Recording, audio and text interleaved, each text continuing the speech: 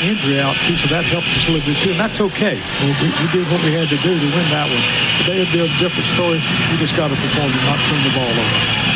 As the players and captains meet at midfield with our SEC crew, there's Chet Tucker with our coin toss. With South Carolina West. Captains for Carolina today, Brian Thomas, Javon Ball, Brady Hunt, and Nick Barrett.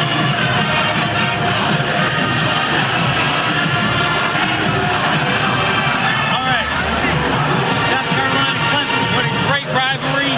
Very important game. Let's keep our heads, right? We'll all have a good game. Clemson, you're the visiting team. I have a silver dollar, heads and tails. What's your choice? Heads. Heads is called.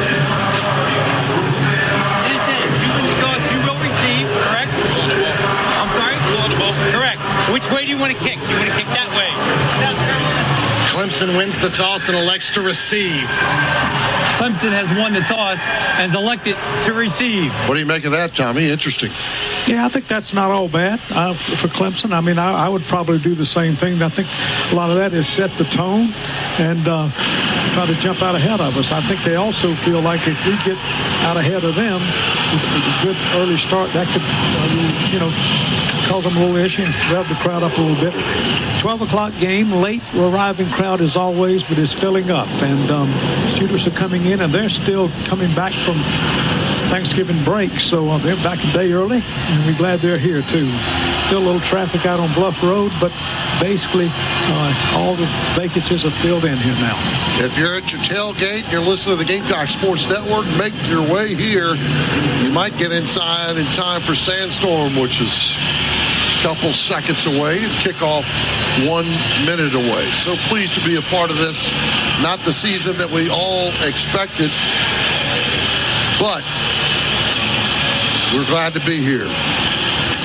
It's always a special one. By the way, JT Shivers is dressed in this ball game. Don't expect him to play, but Shivers a part of the dressed uniform today. So no Casey Henrys, but maybe Shivers to play a part of it. Carolina will kick off, and Max Kelly, who's had 44 kickoffs, 16 touchbacks on the season, and 2 out of bounds, will kick off for Carolina. Randall set back to receive. Adam Randall, the tailback, converted wide receiver. And he's right in front of that cockpit section. And it is not an easy task at this point. Here themselves. Davidson's the other return man. Not much of a win right now as they take a look at the flags. Sun shining down, and Max Kelly runs up and puts his right foot into it. It's high. It's fair caught right at the goal line. And the 122nd meeting between Carolina and Clemson is underway. I tell you, Todd, been around this a long time. Been around these, played in them, and played in some big ones and called some big ones, and you did too, but nothing like this one. It's always the Carolina-Clemson game. You know what I mean? It just puts that little nervousness in. You start shaking a little bit. For this state, there's nothing else. The 2 most powerful people in the world right now in this state are Cade Klubnik and Lenore Sellers. And Klubnik will come out with his unit right now on a 1st and 10. They'll empty the backfield, and Randall will go to the outside. Klubnik all by himself, capable of running. Carolina pressures. Here they come. Klubnik, fade route down the sideline, caught at the 40. And trailing behind him and finally taking him down is T.J. Moore, and the Gamecocks got him around the 50. They did a pick play on the outside. It goes for 25 yards. And a Clemson first down right at midfield. And good pass protection. He had plenty of time to throw it. You give him enough time to throw it, he will eat you to death. He will also run it up through the middle occasionally with his legs. He's a good athlete, good quarterback. T.J. Moore, the sophomore, that's his 41st catch of the year. Over 650 yards receiving. Adam Randall to the left of Klubnik. Called back for it. Long handoff. Randolph straight up the middle and into some Gamecocks as they tackle him over top of that Block C logo. It is a 3-yard gain on the play. 2nd and 7 upcoming. Peyton Williams from a safety spot coming up to make the stop. We're just underway at Williams-Brice Stadium. Carolina Clemson. Tigers on their first drive break the huddle into Gamecock territory for the first time today, and they empty the backfield again. The nimble Klubnik stands back with 5 wide receivers. Carolina spreads out with just 1 linebacker. Now Fred Johnson rolls up, and they run a blitz up the middle. Klubnik pump fakes, throwing down the middle and in and out of the hands of Fred Johnson. Almost had a pick. We batted it down, Tommy, but Johnson could not quite pull it in, and here comes 3rd down for the Tigers, 3rd and 7. They had a good throwing lane there except for Johnson, and he nearly had it. He was kind of spying Klubnik. Yeah, he was, yeah. 3rd down and 7, and everybody in the stadium knows it. At the Carolina 47-yard line. They need to get right to the Gamecock 40 to convert. Randall steps back after he talks to the center, and Klubnik in waiting.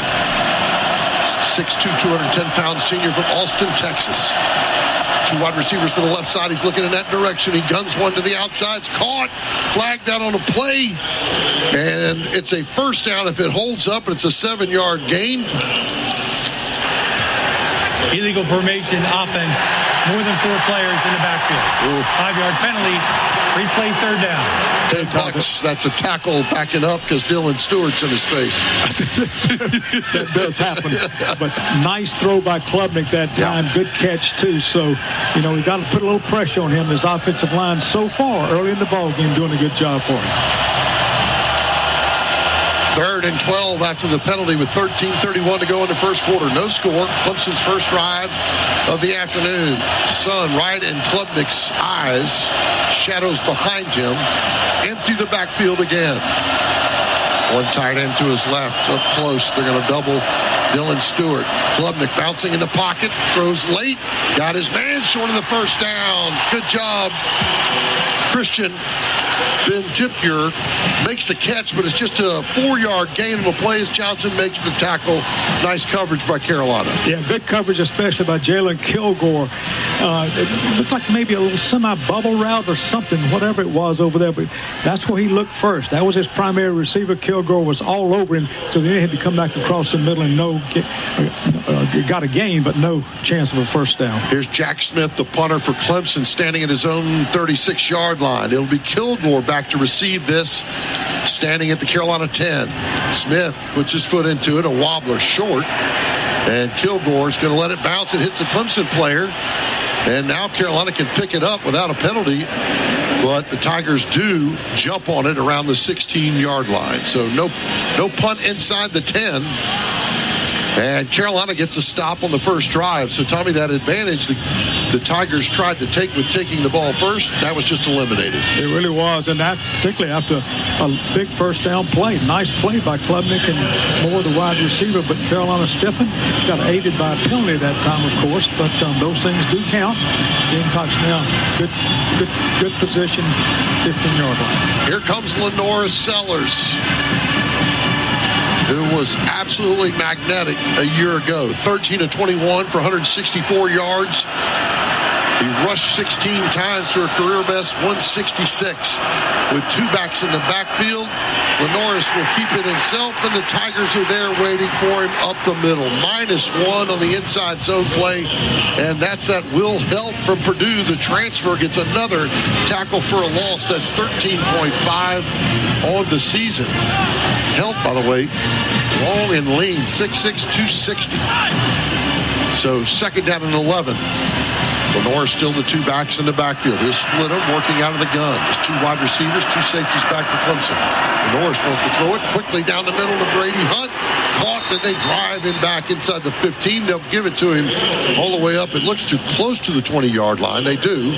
A 6-yard gain on the play. Now we got a reasonable 3rd down and 5 to go to try to convert. Clock running at 11:34 here in the first quarter. No score in the 122nd meeting between the Gamecocks and the Tigers. Hunt's been a reliable receiver this year. 20 receptions, 162 yards.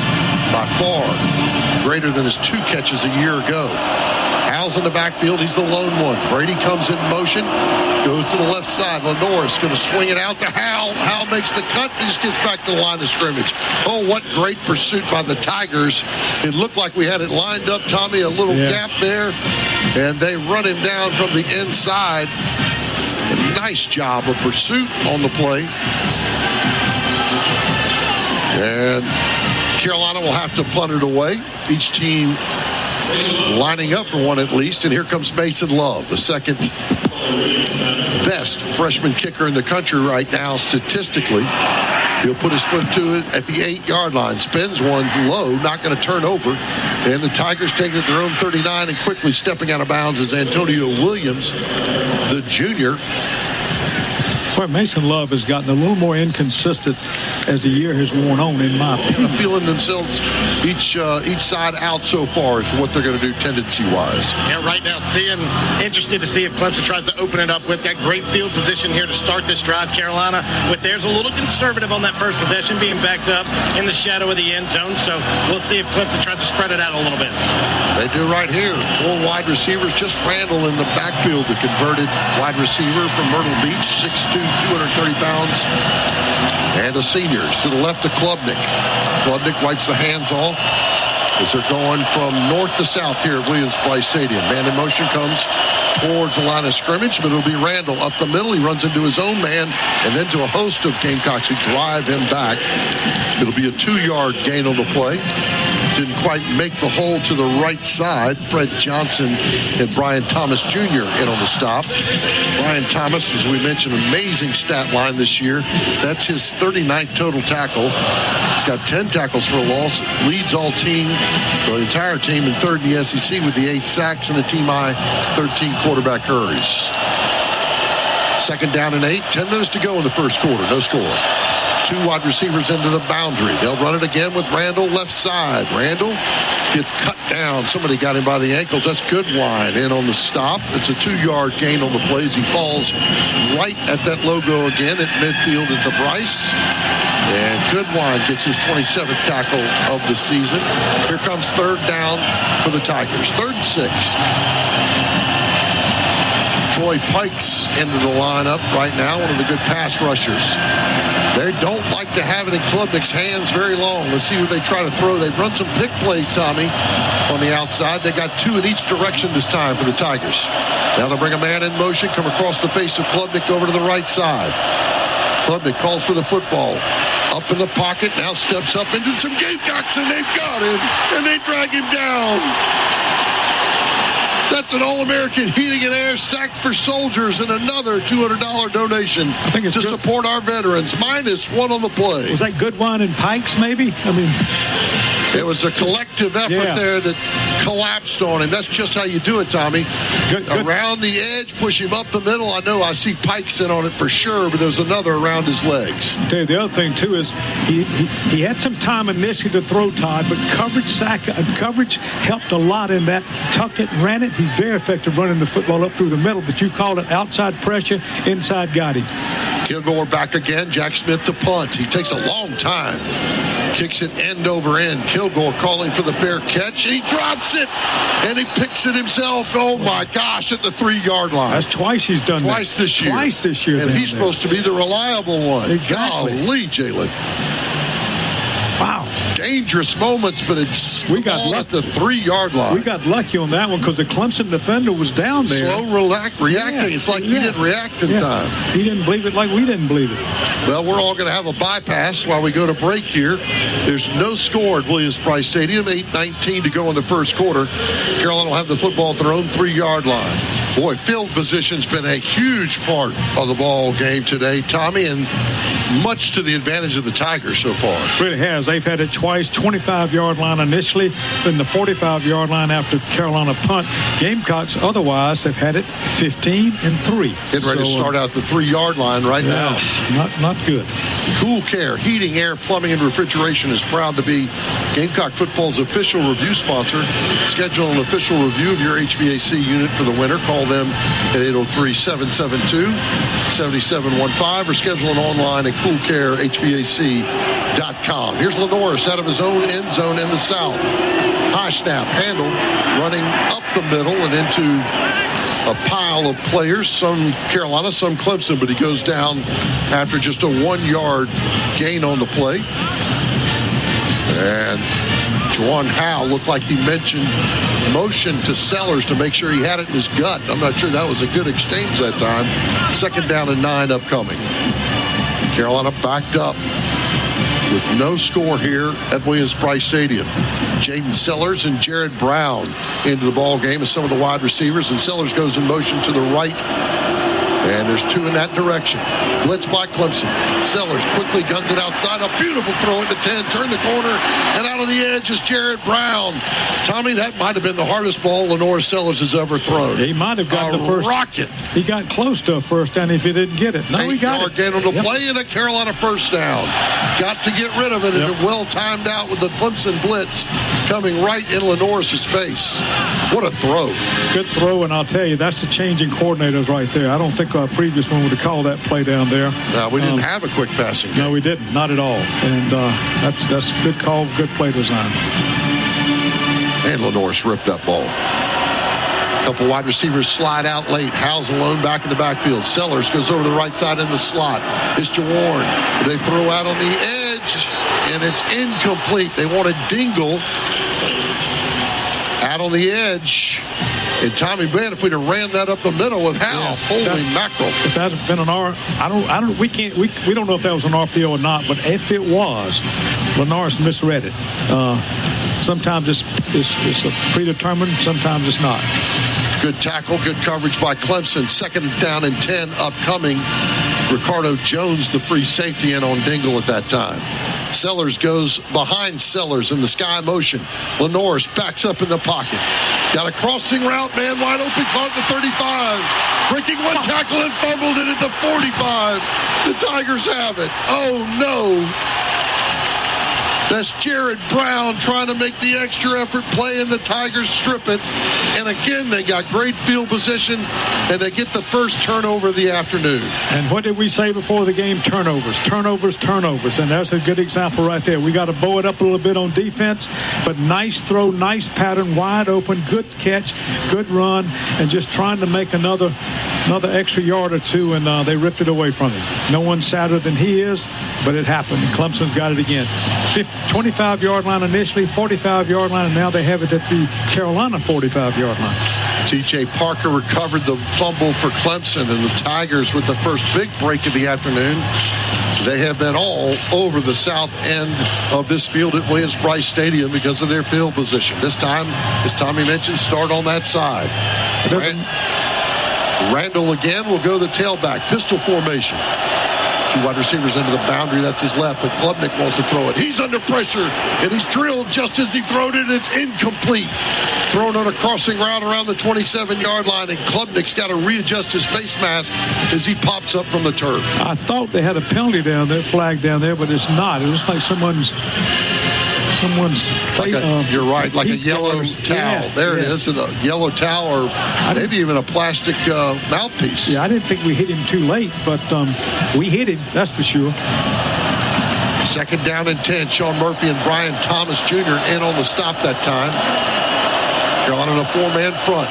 Klubnik again working out of the gun. Randall to his right, 3 wide receivers. They'll throw it in that direction, wide receiver screen, and that's Williams, the really nimble, quick Antonio Williams, a 4-yard gain.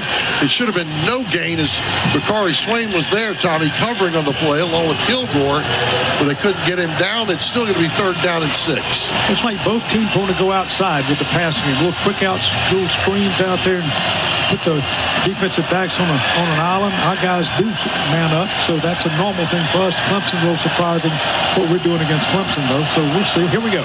3rd down, big one. Looking off the right hash, going from north to south, away from the fairgrounds. Klubnik, 2 wide receivers over to his left. Randall in the backfield. Carolina adds a blitzer. Randall throws it on a curl route outside at the 31. Caught just beyond the reach of the linebacker. And good for 12 yards on the play. Antonio Williams. And they convert the 3rd down, does the Tigers. That makes them 1 for 3 on the afternoon so far, and they've got it deep into Carolina territory at the Gamecock 29. Nice throw that time, good protection. We were coming after him, but Klubnik was able to get it away. Randall sat down in a good position for the ball. He's a good rhythmic thrower, is Klubnik. Bounced, came down on his feet, set, and let it go. Clemson quickly up to the line of scrimmage. They want to run it. They're going right side, and they take Randall on a kind of a counter play over to the right and gain 6 on 1st down. Nice job using tempo with the Tigers that time. Dylan Stewart with another tackle. Good to see him out there today with the back spasms that he had a week ago. Kept him out of Coastal Carolina. No score here at Williams-Brice Stadium. 4:50 to go in the first quarter, but the Tigers are threatening. Along with Tommy Suggs and Chet Tucker, I'm Todd Ellis. Great to be with you. Pistol formation with a tight end in the backfield. 3 wide receivers into the boundary. Hand off to Randall, left side. We miss him in the backfield, and Randall pushes inside the 20-yard line. Boy, they had 3 defensive players that had to cover way out to the right. They run it back to the left and gain 4 on the play. Another 1st down for the Tigers with 4:20 to go in the first quarter. I think Nick Barrett missed that tackle in the backfield. Yeah, another thing, too, is when you line up everybody on the right side, you stack them over here. If the runner goes to the left and breaks the line of scrimmage, there's a good chance he's gone. Klubnik has thrown 16 touchdowns on the season. Boy, coach for the Tigers ran up and almost looked like they were going to call timeout or change things up. Klubnik, play action, blitz in his face, throws one in the back of the end zone, wide open is Williams, but he overthrows it as pressure was coming. Boy, whatever they dialed up, it's what they wanted, Tommy, because nobody within 15 yards of Williams, but Klubnik could not hold on to it long enough to make an easy throw. And here comes 2nd down and 10. Yeah, our safety went the wrong way that time, had his eyes on the wrong receiver evidently, let Williams cross in front of him and didn't go with it, just left him there. So, not good. You'll see that one again. Yes, sure. At the Carolina 19, working off the left hash mark. Just 1 wide receiver over to the right. Klubnik claps the hands, sends Randall in motion right side. He's looking in that direction. Got a fade route, wants his back, thrown into coverage, and it's picked off. The Gamecocks get the ball back after the turnover from Jared Brown. And that's Jalen Kilgore. That's his 2nd pick on the season. Turnover to turnover. Boom, let's go Gamecocks. Carolina will have the football when we come back. They avoid the pressure and the great field position by the Clemson Tigers. There's no score at Williams-Brice Stadium. This is Carolina football. Kilgore knew the boundary was behind him, just kind of slow played it, was in good position, kind of trailing Adam Randall there. The ball was underthrown. Randall not able to get back to it to put up much of a fight, and Kilgore comes down with the easy interception. Lenore Sellers pulls the jersey down. He's got Faison in the backfield behind him for the first time, and they'll hand to him. Rasul right up the middle of the lineup and push up for down that hash mark for 3 yards or so before that very good Tiger defense and the front 4 that they've got. Capehart, Woods, Parker, Helt. Everybody collapsing in on Rasul Faison. Here's Matthew Fuller and Faison in the backfield now, at least for the moment. Clemson only allowing only 108.5 yards per game rushing. Carolina rushing for 117. And Lenore is going to throw. He's got a curl route. That's Nick Harbor. He's still running. They thought. Did he put his knee on the ground? I think people thought that, but no whistle blew. So, no, he didn't put it down. And he went down on a curl route to catch it around the 40. And I can see Dabo out here pointing like he was down. Tommy, let's look at the replay here. I think his knee was down on the ground. Yeah, I think they're going to replay this one. Yeah, because think that's funny. Oh, The Harbor. previous play is under further review to see if the runner's knee was down. That's why I love this. Everybody knew he was down except the officials. Yeah, Harbor knew he was down, too. Even the receiver knew he was down. Yeah, because we know how fast he is. That was not how he normally runs when he got up. This official review is brought to you by Cool Care Heating and Plumbing and Refrigeration. Need a new HVAC system or a new hot water heater? Let Cool Care give you an assist. They can repair and install most any brand on the market today. Give them a call or visit coolcarehvac.com to schedule an appointment today. It would be a first down either way based on the catch. Thank you, Douglas Adams. And he was wide open, too. Good looking play. That's actually the play he scored on, where he went 80 yards against Texas A&M. So I think take inside and roll out. And it's a good example, Todd, of what we said earlier about the slant route to him. Here's the call. After further review, the runner's knee was down at the 34-yard line. The line of game was made. First down. But the thing about Harbor is he's not only fast, he's getting better as a receiver coming across the middle, running this play, the slants, those things. And so he's a go-to target now. And I think the other thing, let's not forget, this guy was a world-class sprinter. And he decided to give up track in the spring and come out and be a better football receiver. And I think that's helped him a lot. Vandravius Jacobs checks into the lineup. Sellers keeps those two backs out there, Faison and Fuller. He splits them out of the gun. Clemson in a four-man front. They pressure the line of scrimmage. Run play backside, and we can't get away. We had it wide open if we gotten past that one defender. Good job by the Clemson defensive lineman. Stephen Green holds it to a 2-yard gain. God, we blitzed right underneath that outside backer. Just couldn't get Green on the ground to block him, and that brings up a second down and 8. 2:20 to go in the first quarter. 122nd meeting all time between Carolina and Clemson. And Lenoris working out of the shotgun again. Two deep safeties back. Lenoris pump fakes. Wants to go down the field. Trying to get somebody open. Looking right side. Nobody really there. Throws to Harbor on the edge. And that's incomplete. Out of bounds. Another deep pattern, Tommy. That time it was Dre Jacobs. And Clemson covered it up well. Here comes third down for the Gamecocks. Yeah, the Gamecocks not putting Sellers on the edge, rollout, passing, flood routes, anything like that. No misdirection, just straight drop back so far. Putting some pressure on the offensive line to keep those defensive guys for Clemson out. And so far, not all bad, really. Protection's been pretty good so far. Yeah. Here's Sellers. Well, he needs 8 right now with 2:03 to go to keep this drive going. 3 wide receivers left side. Sellers in the pocket. Stepping up in some trouble. And the Tigers collapse on him. And just as we mentioned it, they take Sellers down. -5 on the play. And here comes the punt team again. That's Will Helt. His second big play on the day. The Purdue transfer came in, and Sellers probably waited one beat, Tommy, to go. Yeah, and what he was trying to do is get Harbor deep that time. That's who he had. And not the short route, not picking up the first down. He wanted to go deep, and defensive secondary for Clemson had Harbor covered.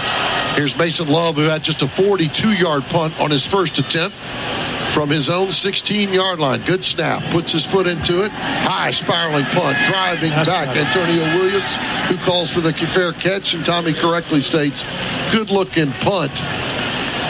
47 yards, but no chance for a return on that one with 1:15 to go in the first quarter. Scoreless at the Bryce. Neither of these teams came in ripping the offensive numbers this season. The Tigers came in with 28.7 points per game. That's 60th in the NCAA. And Carolina averaging 23.5. A lot of that built on the 51 points a week ago against Coastal. Gamecocks thwarted a Clemson drive just moments ago in that south end zone when Jalen Kilgore got the pick of Klubnik. Gamecocks have had a turnover as well. Jared Brown, after a catch, fumbled it at the Carolina 45. Here's Klubnik now working out of the gun. Randall, they think it to him. Now to go down on a post route. Got a man there. It is caught just like that there on the Gamecock side of the field. T.J. Moore got inside the corner again on the play. That's Cisse who was covering on it. And the Key West, Florida native goes 31 yards. They got it at midfield again at the Carolina 47. Everybody knows we man up a lot.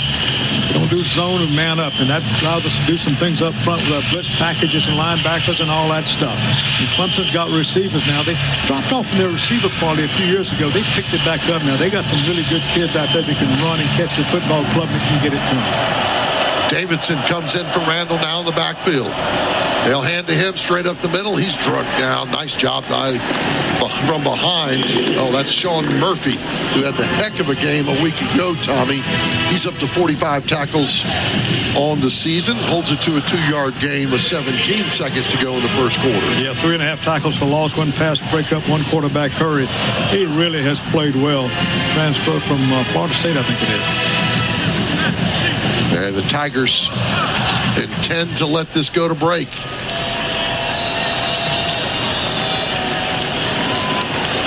Clemson on the move again at midfield when we come back, but there's no score in the 122nd meeting between the Gamecocks and the Tigers at Williams-Brice Stadium. This is Carolina football from Learfield. Thank you, Chris. Tommy, did you watch some of the Texas A&M game last night?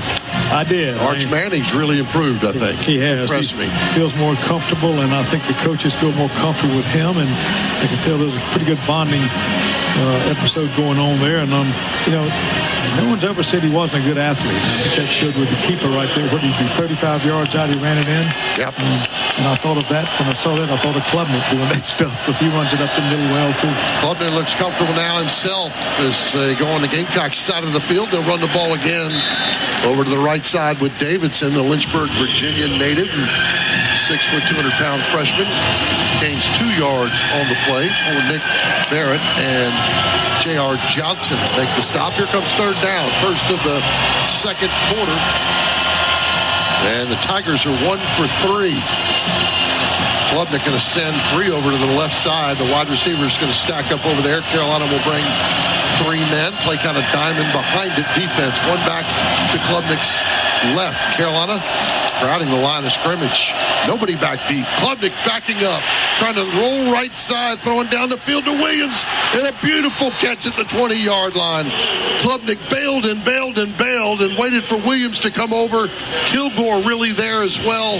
It was right on the spot, and a great catch. And the Tigers go 26 yards and have it 1st and 10 at the Gamecock 17. They're going hurry up. Klubnik now run the ball right up the middle to Davidson. Davidson over to the right side, going to gain 5. Oh, Carolina was tracking Klubnik. He knew he had too many in the rush. He kept backing up and trying to get Williams to cross. Okay, great throw by Klubnik that time under tremendous pressure, but Kilgore lost his balance right at the end for some reason, just not able to get out there. Possibly make an interception, but just didn't do it. And we're picking on him a little bit today. Klubnik breaks the huddle. Tigers again threatening. No score here at Williams-Brice. 13:23 to go in the second quarter. 1 back to the left of Klubnik. And they'll hand off straight up the middle. Carolina was blitzing off the edge, and Davidson will slip inside the 10-yard line. It's a 2-yard gain on the play over that right side. But it's still third down. Third and let's just say 2 or 3 yards to go. And that ought to alert the cockpit in those stands. And the Gamecock student section who stayed in or came back for this ball game. It's packed, by the way, now at Williams-Brice Stadium. No empty seats. Devontae Miles and Goodwin are in at the tackle spots. Carolina's got to call timeout because of substitution issue. Shane Beamer didn't like that. That's the first of this half, as we're trying to run some players in and out on the crucial 3rd and 3. Tigers need to get to the Gamecock 7-yard line. There's Klubnik heading towards that north end zone. He gets under center for the first time today. Brings a man in motion behind him. That's Williams. The handoff to Randall, right side. Got to the edge at the 5 and into the end zone. Touchdown, Clemson. Boy, and Dylan Stewart is arguing with the official about being held on the play, but the Tigers execute and run it for 10 yards and get the first score of the afternoon. Well, we had nobody over there. Stewart got pinned inside. Clemson easily gets the edge on a double team on him. Yeah, we had no contain guy out there at all, and play was designed to kind of go off tackle a little bit. The receiver can break it outside anywhere he sees opening. He saw it and went there, no contain man. Here's Nolan Hauser from Cornelius, North Carolina, to attempt the extra point. Puts his right foot into it and got the score. Klubnik converts on some third downs, and the Tigers take it 7 plays, 78 yards before they get the 10-yard run from Adam Randall, and they lead this 122nd meeting between the Gamecocks and the Tigers. Let's check down on the sideline. Here's Chet Tucker. Yeah, when South Carolina had to burn that timeout before the touchdown play, Coach Beamer is animated as I've seen him all season, getting on the defensive personnel and the coaches, telling them to do their job. By the end of the timeout, he was in the huddle clapping for him, smacking him on the helmet. Did not work. And I think you were talking about Dylan Stewart questioning the call on the outside. He was being double-teamed. Took a little high-low block there, but I believe it was a South Carolina player that ended up getting into his legs while he was fighting off the double team. I think he was looking for that chop block. Well, he's going to get a chance to defend that again, Tommy, because like the pass play in the end zone that Klubnik missed in the first quarter, they're going to go back to that play. It was too good for him there. Yeah, no question about it. Good blocking by Clemson. Got to give him credit. Good vision that time by Adam Randall, too, to go pop it out to the outside. And again, we all kind of sold out to stop him off tackle. Here's Robert Gunn to kick off for the Tigers, and a booming kick to the back of the north end zone. And Carolina will take it on a touchback. Gamecocks in all black today. Black jerseys, black pants, and white helmets. Sitting in that 4-7 record. Tigers at 6-5. Carolina have not won back-to-back ball games against the Tigers since the 2009 run that started with Steve Spurrier, where Carolina won 5 straight. It only happened one other time in the series where the Gamecocks have won back-to-back ball games. So looking for some history today. Jawarn Howell's the tailback. He's beside Lenoris Sellers, working off the left hash mark, going from north to south. Lenoris takes it, quick throw to the outside, wide open is Dre Jacobs on a hitch route, caught, turned, and out of bounds on the Gamecock sidelines for a 10-yard gain on the play. Tommy, I think that's there all day long. I do. Yeah, it's a good point. I said that earlier, Todd. It looks like to me that both teams looking at going on the outside, kind of isolating the receiver of each team against the cornerback. Sometimes they win, sometimes they lose. That time we won. Harbor goes way out to the left side as they work off the right hash mark. 1st and 10 after the catch from Jacobs. Snap it back. Lenoris throwing again. Slant route. Jay Jacobs again. Breaks one tackle, now another. Trying to turn back, and he does into a tackle. He's got the first down and then some more on a 12-yard gain. And back-to-back catches for number 4. Well, how many times, Todd, have we said the slant route works in college football now? Because so many people are going to the man-ups and the man-to-mans and all that stuff, whatever you want to call it. And good example of it right there. That's the same pattern also that Harbor runs real well. Jacobs came into the ball game with 25 catches. He's got 2 for today. Leading receiver on the team. Donovan Murph comes in for him. He goes in motion, and Harbor wants to roll right side. Steps back. Now going to go deep. He's got a post route to Harbor in the end zone. Caught. Touchdown, Carolina. Touchdown, Nick Harbor. Go deep at Williams-Brice Stadium. 53 yards. Boom. Are you kidding me? Todd, I got to tell you what set that up. It's something we've been talking about. They took him out of the pocket. They had him lined up in the shotgun. He got the snap. He rolled to his right and set up behind the tackle of the right end, which allowed the defenders, the guys rushing, to get off their punt. They had no one there to rush him. So he gave him more time, and then they brought Harbor from the left side all the way across the field. Beautifully thrown pass, great route, good catch. Nobody staying with him in that route. Here's the extra point, up and good, and the Gamecocks match the Clemson score Just moments later, with 11:14 to go in the second quarter, Lenora Sellers cranks it up as far as he can throw, and Harbor in that south end zone. 53 yards later, we're tied at 7. This is Carolina football from Learfield. Excellent route. We're tied at 7, and Max Kelly kicks it off. And the Tigers are going to bring it back from the 3-yard line. And that's Randall who gets cut down at the 15. Good job. Make that Davidson, the other tailback, a 12-yard return on the play. And good coverage again by the Gamecock defense. Andrew Falcerdo with the stop for Carolina. You know, we get so popular up here. We just had some people invade this place up here. I don't know who they were, but they just came out of nowhere. Sorry they bothered you, recognize Tommy. them? Great to see the Ellis kids in town. I'm only mad because I wasn't in the picture. Great seeing them. Beautiful family. Thank you, brother. Yep. Blessed to have them. All right, here's Klubnik with Randall to his right. He just ran the touchdown. Tigers starting back at their own 25. Slant route inside, and it's caught. Great throw, really good catch because Carolina's on top of Cole Turner, the Vestavia Hills, Alabama native. That's his 14th catch on the year. This one's good for 6 yards. Brandon Cisse on the coverage. 2nd down and 4 upcoming for the Tigers. Tied at 7 at Williams-Brice Stadium with 10:43 to go in this first half.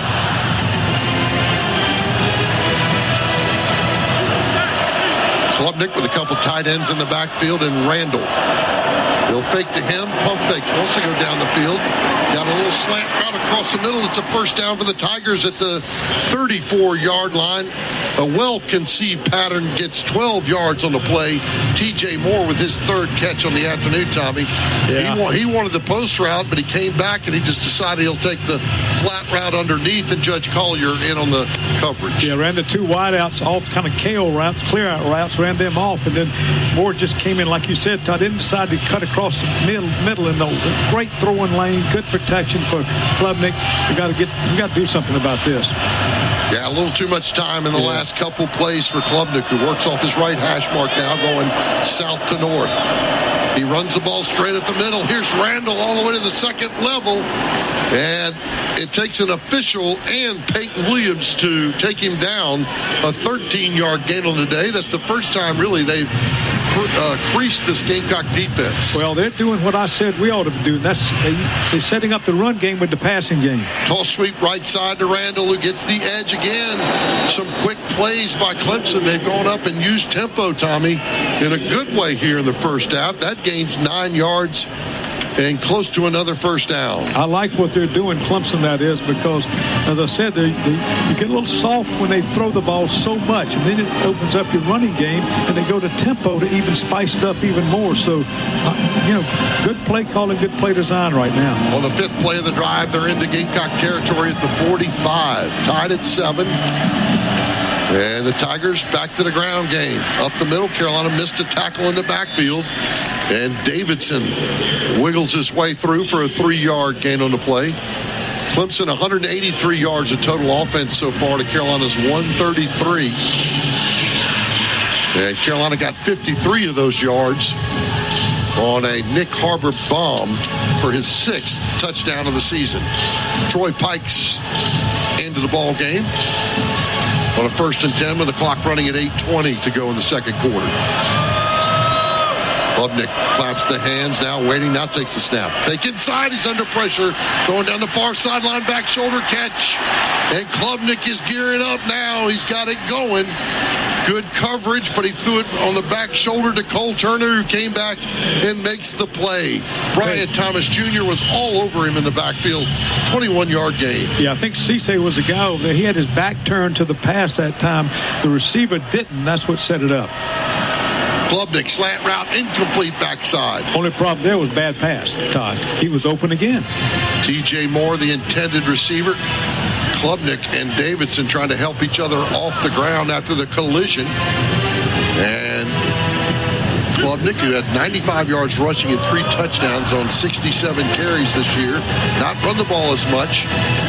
He tried to throw for a touchdown here earlier. They ultimately ran it with Randall over the right side. 9 of 14 today, though, 141 yards, Klubnik. Second down and 10 upcoming, 7:47 to go in the first half. Sun is brightly shining down on a packed Williams-Brice Stadium at the Carolina 21. All alone in the backfield, Klubnik. Now he's going to run it. Quarterback draw, and the Gamecocks rip him down with Goodwine, and it might be a face mask. Goodwine got Klubnik. His legs go up in the air, and maybe we know now why. Did he get the face mask of the quarterback?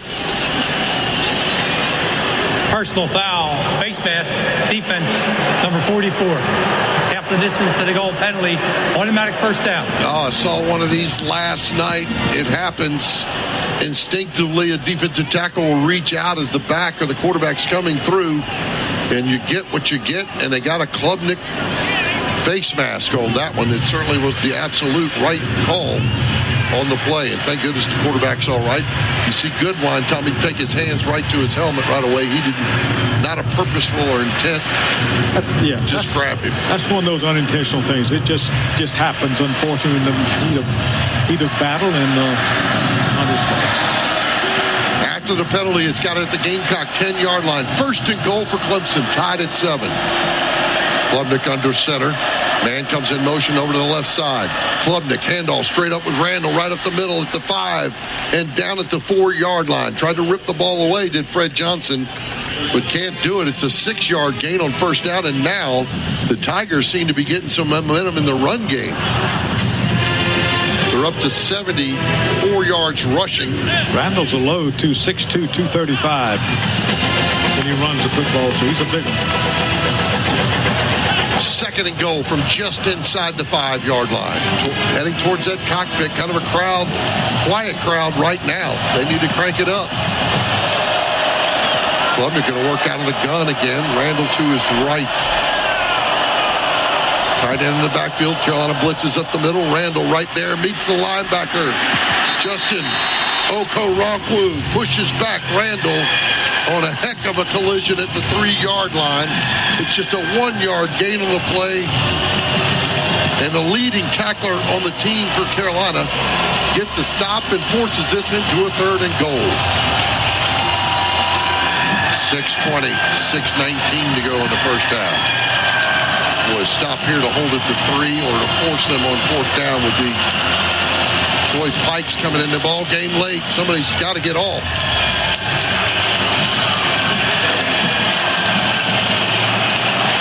Klubnik's going to go under center. Carolina getting lined up. And Klubnik rolling rights. They're giving chase. He fumbles the football. Picks it back up, and now he's got open space left side. Klubnik to the pylon. Are you kidding me? What in the world? Carolina had him in the backfield. And that's a touchdown, Tigers. On the field is a touchdown. He was rolling right. Carolina knocked the ball, Brian Thomas Jr., out of his hands. Klubnik picks it up and then runs back to the left side where no Gamecocks were because nobody else was there either. And Clemson appears to get to the pylon and get the touchdown. The extra point could make it 14-7. Clemson. We're going to take a look at this, of course. The previous play of a touchdown is under further review. I don't think there's any doubt he kicked the pylon. I don't know if the ball ever crossed it, though. I don't either, but that's one. I don't know how you describe that except a good athletic play, heads-up play by Klubnik. Brian Thomas did a heck of a job. We did what we were supposed to do, and ball bounced their way. Yeah, it came back to it, and you were exactly right. And this official review is brought to you by Cool Care Heating, Air, Plumbing, and Refrigeration. Need a new HVAC system or a new hot water heater? Let Cool Care give you an assist. They can repair and install most any brand on the market today. Give them a call or visit coolcarehvac.com to schedule an appointment today. Imanzulo was in there replacing Stewart, and he was kind of going the wrong way. He can clearly run with Klubnik, but he caught him going the opposite way, so he had to stop, turn around, and chase him. So Klubnik fast enough to outrun him when he initially was going the wrong way. Here's a call. After further review, the ruling on the field is upheld. Touchdown. The extra point upcoming. I tell you, impressive drive by Cade Klubnik on that one, Tommy. A couple crucial third down throws, some in scramble mode, backing up. Very accurate on that one. And the Tigers take the 7-point lead, assuming they knock this down. Yeah, exactly. It's a good-looking drive. I said earlier, they really mixed it up well. They had a good offensive plan. I like they're using the passing game, short passing game to set up the running game and tempo, all that stuff worked. Here's Hauser up the north end zone. Got it. And with 5:48 to go in the second quarter, Clemson comes back down the field. So 3 straight scoring drives, 2 by Clemson and 1 by the Gamecocks. And it's 14-7 Tigers. This is Carolina football from Learfield. And Harbor is back, along with Will Hallman, near side here. Oh, perfect fall day now. Temperatures have risen up to about 50 degrees. The players, many of them, most of them, in short sleeves. And plenty warm in this rivalry. And we got a good ball game so far. Slow in the first quarter. It's heated up here in the last 3 drives. Here's Gunn, right foot into it. It's heading towards Harbor. Harbor going to bring this out at the goal line at the 15, 20, and up to about the 25-yard line. Nick holds on to it. He's already been a recipient of a 53-yard touchdown bomb on the day. He comes up for 26 yards, right above his average. People forget how good important he is on special teams, Tommy, not just in the kick return game, but as a gunner on the punt coverage team. Done a great job this year. He really has, and I was very proud of him. I saw him on a couple of commercials on TV, too. You know, you can do that now. Well-spoken, good-looking kid, and was glad to have him part of the program. He came up a little gingerly with the right shoulder. We'll keep an eye on that. Matthew Fuller's in the backfield now. Carolina down 7. Lenoris wants to go to work. He's going to throw a corner route, and it's a leaping catch by Jacobs, and he breaks away at the 40. He's trying to outrun him at the 20. Down the near sideline. Touchdown, Carolina. Are you kidding? Touchdown, Dre Jacobs. Can I say it? Are you kidding me? Thank you, sir. Boom, Tommy, 74 yards.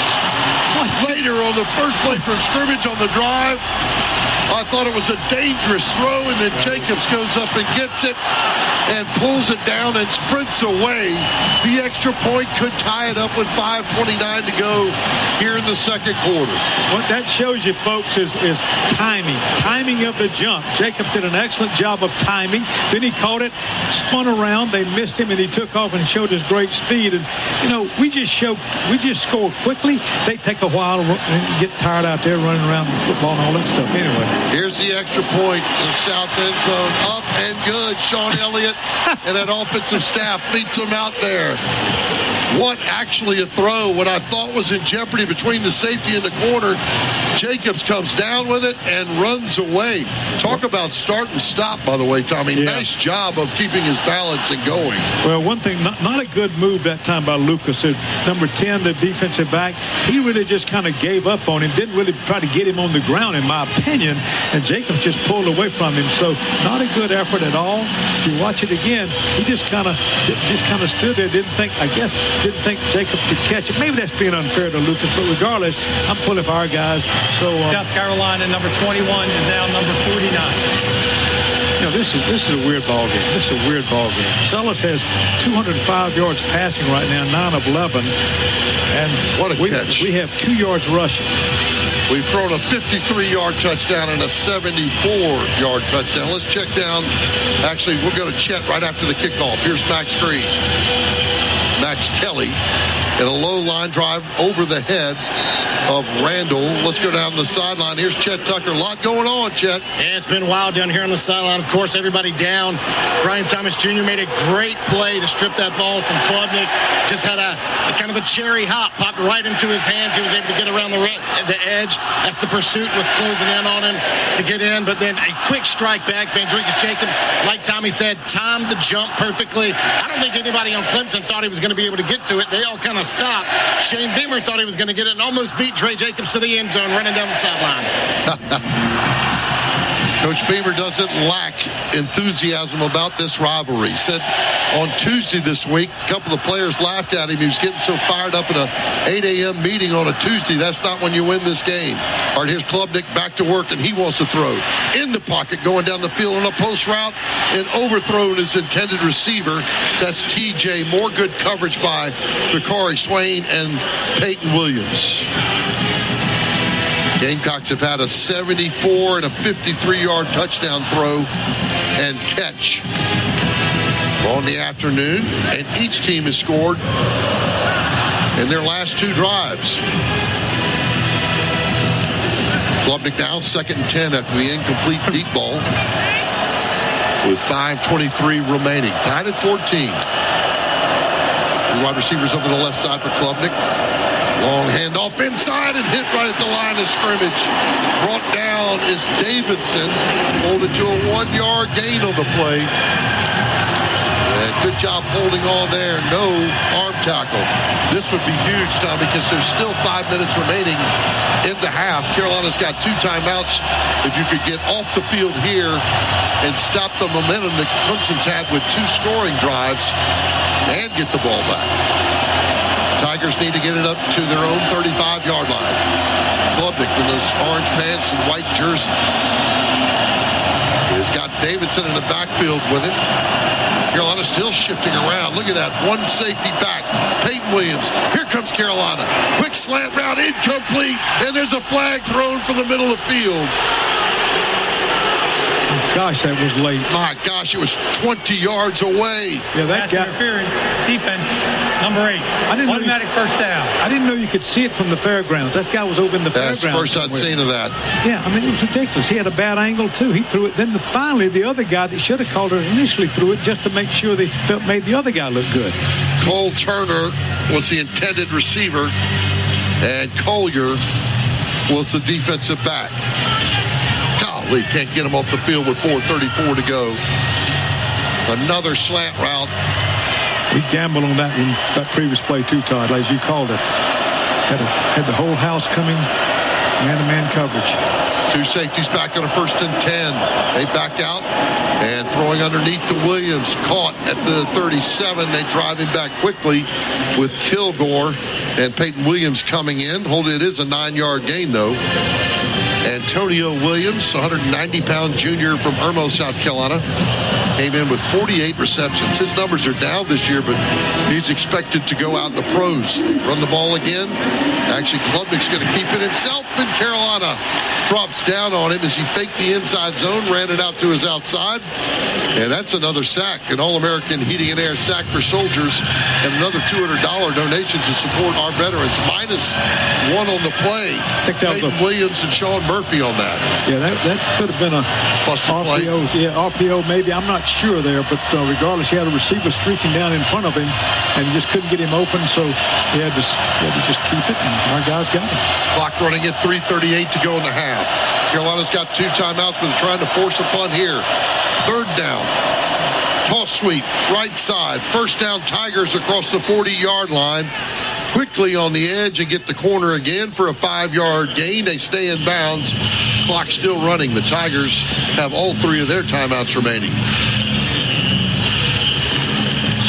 And here comes Dez in the ball game.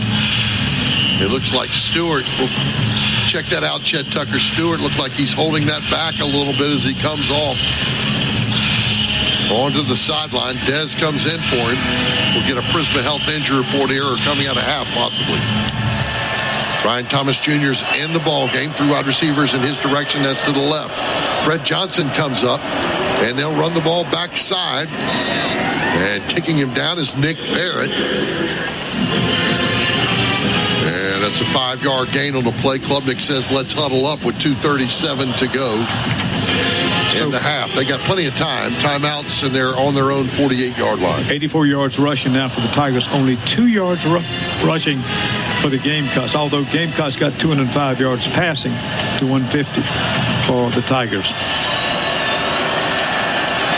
Klubnik Klubnik with that sun to his back here, as Davidson to his right. 3 wide receivers in that direction. And he'll throw across the middle. He's got his tight end on a quick hit. And Ben Denker makes the catch and goes 12 yards. Tigers moving it methodically here with 2 minutes to go in the half. And that'll be the 2-minute timeout.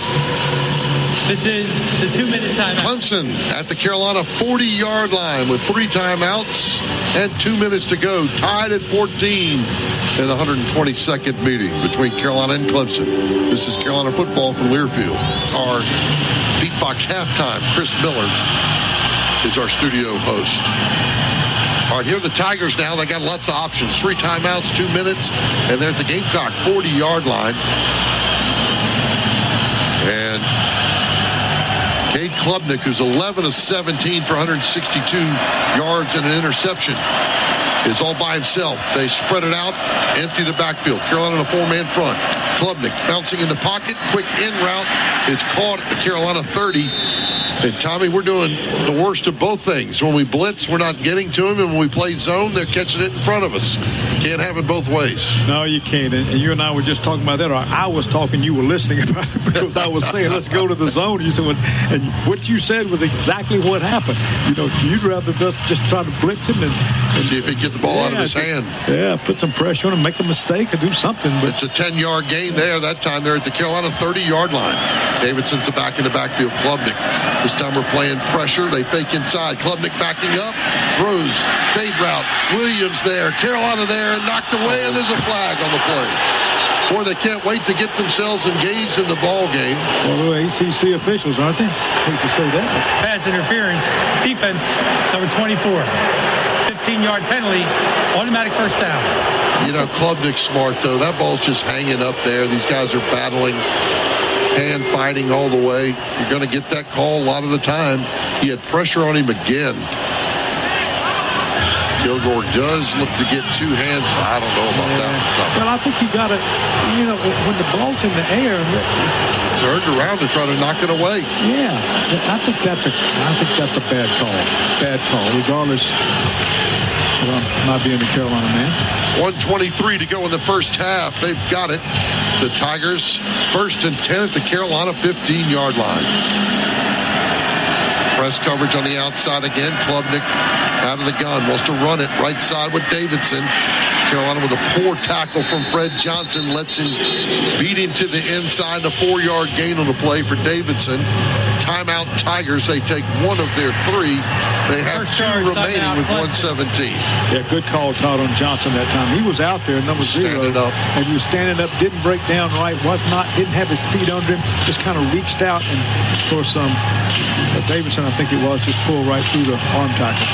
Let's go down to Chet Tucker. Chet, if you were sitting here, and you have been, not talking quite as much as us and watching closely like you always do, is this gone about like the way you thought it would go today? What are your thoughts overall here in the first half with 1:17 to go? A little bit surprised by the effectiveness of Clemson's offense. They've been able to kind of nickel and dime their way for the most part to be able to get down the field. South Carolina's pressure hasn't been able to get to Klubnik often enough, in my opinion. And then, of course, you know, the deep balls there. Man, I thought Kilgore was in really good position, had the best opportunity to make the catch. Just hate to get that flag thrown. That's 2 questionable calls there on defense that I disagree with. Clemson now, Tommy, 41 plays to Carolina's 16. The Gamecocks obviously scored on 2 plays quickly, but 21 minutes of time of possession to Carolina's 7 minutes. All right. 2nd down, 6 to go. The ball on the 11-yard line of the Gamecocks. Tied at 14. Klubnik in the pocket. Screenplay left side. Randall trying to split a couple defenders. And there's a flag down on the play. Let's hold up. It might be on the Tigers and some holding as they were blocking for Randall. A 3-yard gain, but hold up. Could have been on Bennett or holding. Tight end. Offense, 87. Number 1. 10-yard penalty. Replay 2nd down. Call it on Moore then. Okay, either way, we'll take it. TJ Moore, the wide receiver, has been very good today. Impressive. 4 catches for 78 yards for Moore, but he gets the penalty on that play. We'll back the Tigers Game up. Clock will start on the snap. As the Tigers break the huddle. And they still hadn't set this football. They broke it before we've got ourselves a line of scrimmage. I was going to tell them, are they going to place the football? What are we doing here? Clemson was going back to the normal line of scrimmage, which I don't blame them, but finally the officials got their heads about them. And they'll go back to the right hash mark for Clemson, going towards the fairgrounds here in the cockpit. Klubnik now, after the penalty, 2nd down and 16. Davidson's the back of the backfield. 1:12 to go in the first half. Working out of the shotgun, Klubnik takes it. He rolls right side. It's wide receiver screen and blown up by Nick Barrett. Oh, the veteran defensive tackle sees it right away. Cole Turner makes the catch. Was there no catch on the play? There is a catch, but no gain on the play. As Barrett smells that one out, dives over there and puts his helmet right into the chest. Their 2nd and a half. And Carolina calls a timeout with 3rd and 16 to go. The receiver that time after he got hit kind of sat on the ground like, who hit me? Yeah, that's a good question. Where'd he come from? Nick Barrett in on the collision on that play. And now Clemson's got some decisions with all 3 of their timeouts remaining. They're showing 2. There it is, 2. They're showing 3 on the scoreboard, but it's 2 timeouts for Clemson remaining and now 1 for Carolina. If they kick from right here, Tommy, it's a 39-yarder for Hauser. But obviously they want to try to convert here with those timeouts and 1:06 left. They need to get to the Carolina 5. There might be reviewing for targeting down on the field right now. The official review is brought to you by Cool Care Heating, Air, Plumbing, and Refrigeration. Need a new HVA system or new hot water heater? Let Cool Care give you an assist. They can repair and install almost any brand on the market today. Give them a call or visit coolcarehvac.com to schedule an appointment today. After further review, the ruling on the field is upheld. There is no targeting. So the check on that one was the hit too good on Cole Turner, and it was ruled not to be. Nice hit. Nice hit, but I can see why they'd look at it. Sure, because I his head agree. popped a little bit, but he led with the right shoulder first, and I think it was a good ended up being a good call. Also crucial here with 1:06 to go in the first half. Tied at 14. 3rd down and 16. Watch the screen game again. They're at the Carolina 21-yard line. Need to get to the 5 to keep this going. Davidson comes into the backfield. It looks like Klubnik's changing things up. Carolina in a 4-man front with walked-up linebackers. No safeties back. Klubnik out of the gun, looking left side, throws underneath to his tight end. Caught, breaks 1 tackle, and they finally get him down on the ground at the 15-yard line. Ben Tinker, Tommy's a pretty tough dude to get down. He's took some hits. It's a 7-yard gain. This is their 3rd and final timeout of the half. And the Tigers are well short of the line to gain that they needed at the 5-yard line. Ball spotted right in the middle of the field. Look like they'll set up on 4th and 9 for a field goal with 1 minute to go. Todd, potentially bad news for the Gamecocks, particularly as much as Clemson throwing the ball. But Kari Swain came off then limping real badly. And I don't know if someone stepped on his toe. He's down there with the coaches now. The medical crowd is not spending a lot of time with him, but we want to go down to Chet Tucker in a little bit and see if there's anything more serious. Looks like he may be walking it off. A little better there. You're right. Yeah, he's still limping a little bit, but good catch, Tommy, on our Prisma Health injury report. There's only about 7,000 people on the sidelines today, so if we can help Chet Tucker out, we'll try to help him. All right, here's the field goal attempt. 32 yards. Hauser's well within his range. He's got a long of 50. 14 of 17 on the year. Ball's just shy left of being center. Towards the cockpit. Snap it back, put it down. Kick it up. And got it. The Tigers lead this 17-14 with 56 remaining in the second quarter. Good looking drive, but Carolina stops them in the red zone. And the Tigers, for the first time today, Tommy, with a couple penalties that hurt them. Of course, they got down there on our pass interference penalties, but ultimately a arrive with 3 points, and Carolina. Clemson has 2 timeouts remaining. 2 timeouts remaining in the half. Carolina has no timeouts and 56 seconds remaining. Nick Harbors returned one today. We'll go back deep with Holloman. Tigers took the opening kickoff after winning the toss, and Carolina will get the football. Of course, we'll have our Dukes Mayo exclusive interview. Chet Tucker and Shane Beamer coming off here at halftime. Stay with us before you catch a quick break and then get our Beatbox scoreboard with Chris Miller. Gun to kick off. Towards the fairgrounds, puts his right foot into it, short. Allman comes up, is going to take it to 7, 15, 20. And near sideline, trying to find some room. They got him around the waist at the 28-yard line. Boy, should have gone out of bounds there. A 20-yard return. And Carolina. Tommy, what do you think here? No timeouts, 50 seconds. Of course, we scored on the first play the last series. You know, number one is they're going to be looking for Harbor deep. We all know that. But I would try to get it down to some type of field goal. 50 seconds, we got 1 timeout left, I think it is. So, no timeouts. No, I'm sorry, no timeouts. That's going to be hard. Yeah. They'll send 3 wide receivers over to the right side. Best coverage played by Clemson. Surprising on 1st and 10. Al's alone back in the backfield. Hunt comes in motion. Lenoris drops back. Screen play. In trouble. Lenoris tries to throw it away. And intended receiver out here to the right side. And incomplete. We wanted to go screen left side. There's no foul for intentional grounding. Number 4 was in the area. 2nd down. With 43 seconds now remaining, 2nd down and 10. I like the play call, but Clemson covered it up pretty well. Yeah. Ball's on the Carolina 27-yard line. They're down by 3. And move the pocket again. Clemson lines up. They rush 4. Protected so far. Lenoris in trouble now.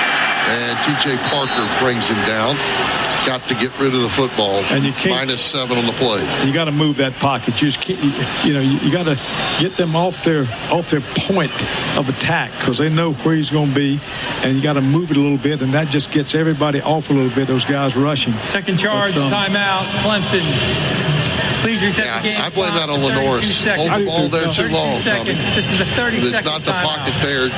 You're not going to keep T.J. Parker and Peter Woods and Will Helt out too long, but that's long enough to get rid of the football. Either that or we're calling bad plays to not have an outlet to them. So now, advantage Tigers because it's 3rd down and 17 with 32 seconds to go. They still have 1 timeout remaining. Going to try to force a punt here and get the ball back or try to block one. See, my point, though, Todd, and I don't disagree with you, but is we know our offensive line, particularly in the middle, is a weak point on ours. Therefore, their strength is their defensive line. So why ask our players to do something that's hard for them to do? Let's just move that pocket, help them be successful. I just don't think you can move it that much anymore in major college football, Tom. I mean, I think you can some. They do it in the pros, so. Yeah, I don't. It's a down in and down out strategy. Here's Lenoris in the pocket. Cranks one up. It's going late. Throwing out route. And gets hit just as he throws it. Dre Jacobs is there.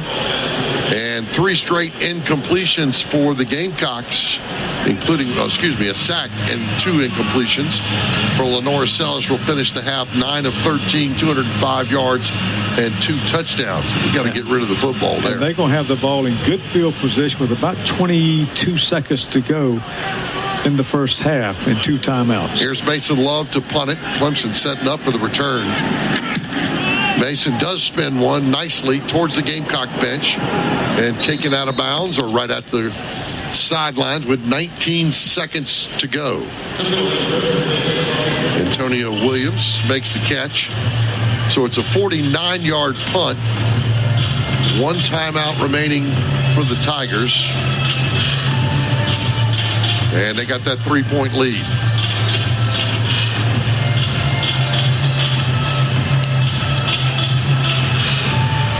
You know, I'm one of those guys that, Tommy, say 40, 50 seconds left.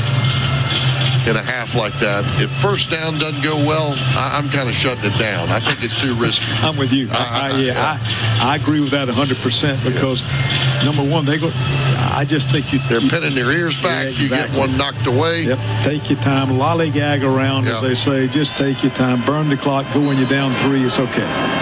Here's Randall in the backfield with Klubnik. Klubnik's got the one timeout. He's going to throw a deep out route low where only his receiver can get it. It looks like he does. He does. And Klubnik's still down on the ground, taking a hit. A 15-yard gain on the play. And the veteran from Austin, Texas does pop up. And that's down to 14 seconds remaining. They've almost got it to midfield to the Tigers. One more pass, and their guy can kick it over 50, so... And they take that last time out. Klubnik's still not right. I mean, look at him walking, Tommy. Their third and final timeout of the half. 30-second timeout. Let's go down to Chet Tucker. Yeah, there was a big hit there, kind of on the throw. It looked like just his arm was hit initially. Can't tell whether it's a finger or his wrist or his elbow, but he went down and was certainly smarting there on the ground, kind of just moving his fingers around, trying to see if he could get the tingling, maybe in a shot to the funny bone. Obviously, have to keep an eye on it. Smart of Coach Sweeney to call a timeout here to give his quarterback a chance to shake off whatever he got on that hit and make a play, because Tommy's right. You get a big completion here, then you're all over a field goal again. And we're going to be playing a little soft not to let them get in front of us. So if they get down to about the 30-yard line, that's about a 25-yard completion, maybe a 20-yard completion, then they're in range. Klubnik working off the left hash mark. 12 seconds remaining. No timeouts for Clemson. Out of the gun. Klubnik dropping back. Under pressure. Throws a deep out route again. Over on the bench. On the sideline. Incomplete on the play. Intended for Cole Turner. And Turner, who's dropped a couple in a row now after some big hits, has Brandon Cisse draped all over him. Good pressure. And now it's 6 seconds remaining with 2nd and 10. Not good pressure that time by Pikes up front, number 33 for the Gamecocks. He was in Klubnik's face and made him throw it not totally on target, but a little bit faster than he wanted to. Certainly catchable football out there. Klubnik now. Don't want to put this ball in jeopardy. We want him to, but out of the gun. 6 seconds remaining. Inside slant route knocked away. Incomplete on the play. Good job by Carolina, and just 1 second remaining in the 3rd and 10 upcoming for the Tigers. That's a little closer than I like, Tommy. Yeah. Pretty good move by T.J. Moore to get the inside leverage on the defensive back, who did a good job swatting it away for the Gamecocks. And we're dropping everybody back now except you and me. So be happy to go down there. I don't think we could help.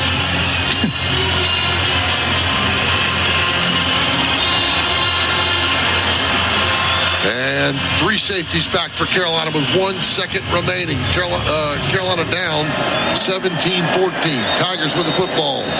Stoppage of play before we get started. They were going to run it left side with Adam. Offense. 5-yard penalty. Remains 3rd down. Klubnik yelling at his center, Ryan Linthicum. Please put 1 second on the game clock. Thank you.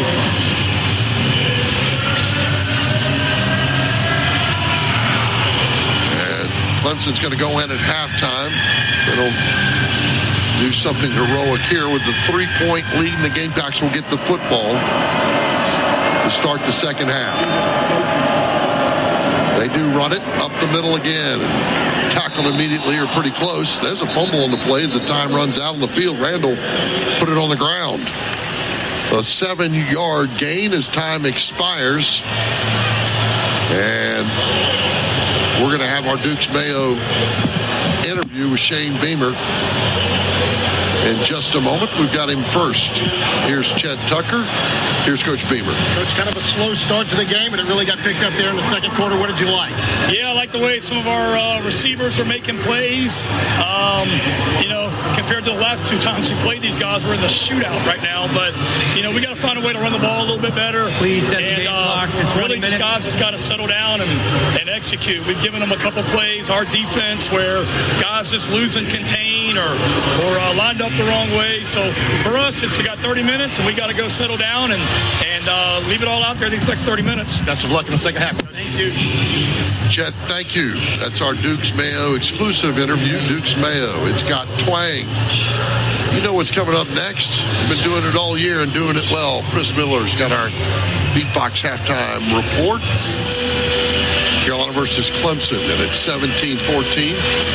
The Tigers with 47 plays to Carolina's 19. Of course, we had some quick strikes, touchdown throws of 53 and 74 yards. Tigers kind of methodical with their 289 yards of offense. Robert Gunn to kick off again for Clemson.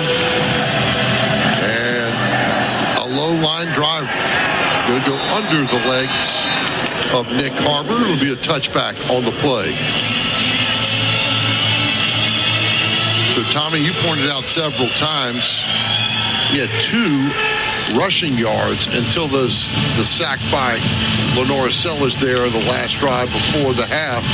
It was almost like Mike Furry and the offensive group never really got to the run because the quick strike throws that they were going down the field on to get big plays, and it was effective. We shall see what they do here. Jordan Howell is in the backfield. Transfer from South Carolina State. Stands behind Lenore Sellers, who wants to throw it. He's got it. Incomplete pass. Want to go out into edge to Jaden Sellers. And Tommy, the play that's worked so well for us with the fake inside and throwing the motion, that was read well by Brandon Strozer. And Clemson was scouted on that one. They scouted us big time. They really were. But that is the reason. If your running game is not effective inside, sometimes they don't even play with it. They just go with the wide receiver. But I think we just got to go back to that tight end. We've got to drag the tight end in this direction back there. Let's see what we do here. Sellers goes in motion over to the right side. High snap.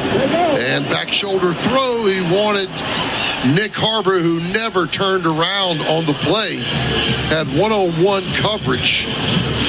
And Harbor not ready for the back shoulder throw from Sellers. Here comes 3rd down and 10. Yeah, never look for it. You got to turn back. But it was there. If the other thing was there, he'd have thrown it up and let the defender maybe fight through Harbor, get a pass interference call, but that's kind of questionable according to the official call it. Sellers now 9 of 15 on the day, the 2 touchdowns. 3rd down and 10. First drive of the second half. Down 3 points. Blitz by Clemson. In route thrown. That's Sellers with the catch. He needed to get up to the 35. Looks to be a yard short on the play. A 9-yard gain. And here comes the punt unit. Good effort by Jaden Tommy. Just didn't get there. Just didn't quite get far enough. Good looking play, actually. Thrown for a completion. And here's Mason Love, who got off a 47-yarder and a 42-yarder. We'll have to punt. Stands back, puts his foot into it. Spins one high, angling towards the Clemson bench. Over to get it is Antonio Williams. He does so safely on the fair catch, no return, a 46-yard punt. So Carolina could do no damage offensively on the first drive of the second half. As Clemson could do no damage when they decided to, after winning the toss, they decided to take the ball, and we held them, and they held us. So we all even on that. Coach Beamer not happy about something running out quite a bit on the field. And having a word with the official, but the Tigers had the football in that 3-point lead. Klubnik was 15 of 23 in the first half, 194, and the interception. Randall's the tailback again, starts to the right of Klubnik. Sends the tight end in motion, Carolina up at the line of scrimmage. Handoff, Randall backside, churning the legs. Gets through the initial tackle of the Gamecocks. And will gain 3 on the play. Oh, goodness, Nick Barrett let Randall step out of that one. And Randall, who had 68 yards rushing in the first half, and that 1 TD. Averages 5.1 yards per carry. Leading rusher for Clemson in 9 games this year. Well, also had 30 catches. Of course, that's his wide receiver background. All right, second down and 7. 17-14, Tigers lead this. First drive of the second half. Carolina blitz again. Klubnik wants to throw to the outside. Ball's tipped up. And I believe the offensive lineman caught it. He did, and gains 2 in the play. So Dez knocked it down with that big left paw, but right into the arms. Sadler, I guess it was, right? Left. That's right, Sadler. Left tackle. And now it's going to be 3rd and 5 instead of 3rd and 8. Tigers need to get to their own 30-yard line. Coming out in their white jerseys. Another towel down on the ground. And Dez picks it up, throws it to his left. Klubnik out of the gun now. Looking left, quick drop, throwing in route, pick play, caught, and a first down for the Tigers. Too easy. Golly, Tommy, how many times are we going to let them run the in route? This one for 8 yards, and it moves the sticks for Clemson. The other thing They're going quickly back to work. They got to wait, though. Carolina substituting, as the Tigers did. And now up to the line of scrimmage. Klubnik got a fresh set of downs. Going to roll right. Got a man open in the flat. Throws to him late. And Randall incomplete. Fred Johnson pressuring Klubnik on the play. Klubnik probably should have got rid of that earlier, Tommy. He had him open right off the bat. Yeah, he was looking to go down the field to one of his Turner wideout, and he just was covered up down there, I think, by DQ Smith, and came late to his safety valve. Johnson was in his face, not able to get the ball down. After that last conversion, Clemson now 6 of 10 on 3rd downs. Half of those, I think, from the slant route. Gamecocks 0 for 4. Randall's the back. Hand up to him, straight up the middle. Stacked up by Fred Johnson, but he does jump the pile somewhat. And gain at least 1 on the play. Here comes 3rd down. Xavier Hardy was part of the stop there. And you would think that here comes a slant route, and you would think we were blitzed, to all-out blitz. I'd love to see us not all-out blitz and see what happens there, Todd. But Clayton White is hard to argue with. He knows what he's doing.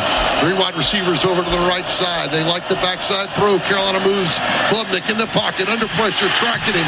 He throws late and into coverage and knocked away by Cisse. Oh, Klubnik almost got away with it again. He had another wide receiver there, and Cisse reacts just in time to knock the ball away from Tristan Smith, the LaGrange, Georgia native. And J.R. Johnson making the pressure on Klubnik. Yeah, our guys are really frustrated because it's Stewart. I've seen him a couple of times. Thomas, Johnson that time. They're back there putting a lot of pressure on, but Klubnik at the last minute gets rid of it. So they don't get a sack. They feel like they're deflated when they come off. You got to keep those heads up. And Carolina came after this one, and there's a flag thrown on the play. We don't get the punt block. We'll see what the call is. It was 4th and 9. Could be painless. He said our guys are saying foul, roughing the kicker, defense number 44, 15-yard penalty, automatic first down. Our guys are saying they touched the ball. I'm not sure that matters much in this scenario, but wow. It would absolutely does if it happened. But I mean, I don't know if it makes a difference because they're not going to call it. Can they review this, guys? Let's all put our heads together. We think they can review this. I don't think they're moving that way right now. They're definitely hurrying up to the line of scrimmage. If they touch the football at all, I don't know. I can't tell from those angles whether we did or not. Man, I don't like that, Tommy. Unless you got to know you got a clean block, pull back. So it's a roughing, a 15-yarder, and the Tigers going to take over on offense. And stay on offense. Randall up the middle, nothing going. A tackle for a loss for Carolina. Brian Thomas Jr. in the backfield. And that's his 11th on the season, -1 on the play. God, I think one of the things that got us to make that decision to go for it, go for the punt block, was this punter's been very slow getting it off. We've not Agree had with that. Good we've point. not had a punt block call on, and we still have gotten to it close. So I think we just sent the house that time, and unfortunately got the call. After the lost yardage play on first down, it's 2nd and 12. 10:54 to go in the third quarter. 17-14 Clemson. Klubnik's got time, got a man wide open, the tight end at the 31-yard line. Gamecocks had Brian Thomas Jr. looping all the way back around, but he doesn't get to Klubnik in time, and the big tight end, who's caught his 4th pass on the day for 24 yards, and they're threatening again. Gamecocks. I don't know why we tried for the block. I don't like it. I don't either. Got one of the nation's best punt returners back there. Let Vicari get going. Klubnik now's got it going on a good completion to the Carolina 29-yard line. Out of the shotgun. Handoff, right side. Stood up at the line of scrimmage. And maybe a 1-yard gain on the play. Devontae Miles and Justin Okoronkwo in on the stop. And a couple shadows hitting the field here now on the southwest side of the stadium. It's a fall afternoon and a cool afternoon for Carolina Clemson. Tigers lead it 17-14, 9:35 to go in the third quarter. A penalty or an attempted block punt kept this drive alive. 10th play of the drive for Clemson. Sky motion with Williams behind Klubnik. Klubnik in the pocket. Thrown out route. Incomplete. He wanted the back shoulder throw. He knew the pressure was coming. And tell me we had a wide open player. And the tight end again towards the other side of the field. Yeah, we got lucky there. They haven't thrown to him a lot this year. We certainly haven't thrown to ours. To me, that has been an unused asset of ours this year. Last year, we went to our tight ends a lot. Of course, we had some good ones out there. Not that these are bad, but we just don't. I guess play design, we don't go for much. Jaron Willis into the ball game. Outside backer, kind of a nickel player. Good pass rusher, too. See if he comes on the blitz. One safety back for Carolina. Third down. Klubnik in the pocket. Bouncing, throwing late. He's got his man, but is short of it at the 25-yard line. Stopped immediately by Fred Johnson as Kristen Bentaker. It's a 4-yard gain on the play, and here comes the field goal unit for the Tigers. Trying to make it a 6-point ball game. He wanted to go deep on the left side over there, and we had him covered very nicely, so nowhere to go. He made the right decision, Klubnik that is, and we had a guy right there that could stop him. Here's Hauser, the sophomore, with a 42-yard attempt. Plenty within his distance. This in the opposite direction. Right in the middle of the field again. Sunshine in the eyes. Low snap. Handled. Not the best of hits, but got it. Clemson with 3 more after the penalty from the fake punt. From the punt block attempt by Carolina. They take advantage of it, and it's 20-14 Tigers. Not convinced it was a roughing at all instead of running into, and that's after the worst pass interference call we've seen in quite some time, probably the entire year. And the Clemson Tigers able to take advantage of it. Here's Robert Gunn to kick off towards that south end zone. It's a boomer. Harbor going to bring it out at the 5, 10, 15. Nick goes down at the 17-yard line. Not really running that hard either, Tommy. I don't know what he was thinking there, and I think Hallman's telling him to stay back, not to bring it out. A 17-yard return, not great field position. We're taking some chances now. The punt block and attempt, and also Harbor coming out, it's not wise. We're okay. We're only down by 6 points. We're okay. So let's just hang in there, guys. Here's Lenore Sellers back to work. 10 of 16, 214 yards and 2 touchdowns. Fuller and Howe are the backs. Fuller from Jessup, Georgia. Howe from Moorville, North Carolina. Sellers wants to run it. Get it straight at the middle. There's a flag on the play. Right at the line of scrimmage, the line judge called it almost on upon the snap.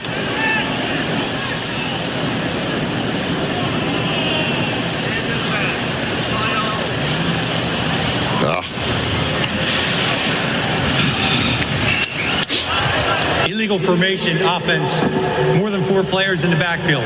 Penalties decline, second down. Tigers got one of those, and now the Gamecocks have got one. Well, this place is out of it from the standpoint of the fans. Emotion, no question. Yeah, none whatsoever. And we just haven't done anything offensively except 2 long passes for touchdowns, which is nice, of course, but still no time of possession. Harbor, Dre Jacobs, and Sellers in the ball game now. Sellers goes over to the right side as trips in that direction. Sellers in the gun, dropping back, crossing route. Got his man caught. And that's Harbor down the near sideline after the catch. And what a pass from Lenore Sellers right on the outside shoulder. Allowed Nick to keep running, Tommy. Get a Carolina first down on a 21-yard catch and run. Yeah, good protection that time, too. Norris also did something he doesn't do often. That he stepped up in the pocket because the pressure was coming from the outside. We in tempo. Let's go. Just calling for one of those crossing routes. Here's Lenoris again. Curl route again to Harbor. Right at the 50-yard line. Second time they've run that this afternoon. That works. When it works, it works. It worked 13 yards. It worked really big against A&M. That's the one he broke for 80 yards. That time we moved the pocket again, too, getting the rushers a little bit offline. Lenoris going quickly to the line of scrimmage. Now they'll reset and look towards the sideline. 3 wide receivers over to the left side. The clock running at 7:15 left in the third quarter. Carolina trying to respond to a Clemson score here in the second half. Tempo doesn't work when you have to check it at the line of scrimmage and take it. Yeah, they got him set off and didn't let him substitute, though. And Lenore is going to try to run it himself. And he goes hard off the edge. They're waiting for on his run this year. Of course, he had a career-high 166 yards a year ago. He got just 1 yard on that game on the inside zone. Actually, Clemson there to blow up both the running back and Lenoris. Yeah, they're not going to let Lenore Sellers beat them in the running game. They spy on him for sure with the linebackers. And so a fake, he needs to have a good fake, no question. Al's alone back. Woodaz, watching Lenoris all the way. Second down and 10. Lenoris in the pockets, under pressure, and they sack him again. Running everybody deep, Todd. 3 receivers down at the 15-yard line and had 1 receiver coming across the middle and had 2 people covering him, so nowhere for him to go. Lenore Sellers, that is. -4 on the play, and that brings up third down and 13 with 6:08 to go. No outlets. And Lenoris holding it, trying to get those guys open down the field. Yeah, you got to give your quarterback somewhere to go in the case of an emergency. And dump route somewhere. Now Clemson's really going to pin their ears back with those top draft choice defensive linemen. They rushed just 3. Wide receiver screen to Jaden Sellers. And Jaden's going to get into Clemson territory to the 45-yard line, but well short of the first down. Need to get to the 39. A 6-yard gain on the play, and this will bring out Mason Love. Carolina time of possession now up to 12 minutes and 9 seconds. Clemson 27 minutes and 17 seconds. They more than doubled Carolina. Mason Love off the left hash mark. A 4th down and 7 with 5:08 to go in the third, down 6 points. Snap it back. Mason. End over end kick, trying to pin back the Tigers, is kind of short. It does bounce favorably. Carolina lets it roll, and Mason Love gets it inside the 5-yard line. They'll mark it out at the 4. A 42-yard punt does have the Tigers pinned back, but Carolina's still down 6, 20-14, with 4:53 to go in the third quarter. This is Carolina football from Learfield. Welcome back to Williams-Brice Stadium. Carolina can't convert again, but Mason Love gets a great punt off. It does put the Tigers back at their own 4-yard line right in front of the cockpit in that student section. The Tigers hold that 6-point lead, 20-14 with 5. Make that 4:53 remaining in the third quarter. Let's check down on the sideline with Chet Tucker. Chet, I know everybody's kind of banged up this time of year, but Dylan Stewart doesn't look to be in full go. He certainly is not. Back continues to bother him. He's been trying to stay on these heated seats, keep that warmth on it. He was just out in the defensive huddle trying to get loose. He did not have his helmet with him at the time. As of right now, he's still considered a go. We'll have to see how much he gets in. That's our Prisma Health Injury Report as Klubnik gets under center now. Randall is in the backfield all the way in the end zone. Randall breaks the initial line of scrimmage. We miss a tackle in the backfield, and he pushes up to about the 9-yard line for a 5-yard gain on the play. Yeah, that was Justin Okoronkwo missed him in the backfield, had a chance for a tackle for a loss or no gain on the play. And now Clemson's got some breathing room on a 2nd and 5. Emotion is lacking right now in the stadium and with this football team. Corey Swain sneaking up in the slot like he may blitz.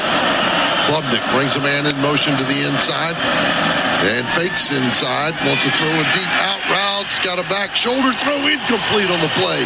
Knocked down around the 30-yard line. Good job by Jalen Kilgore on Antonio Williams. And Tommy, that might have been some sun in his eyes on that play as well.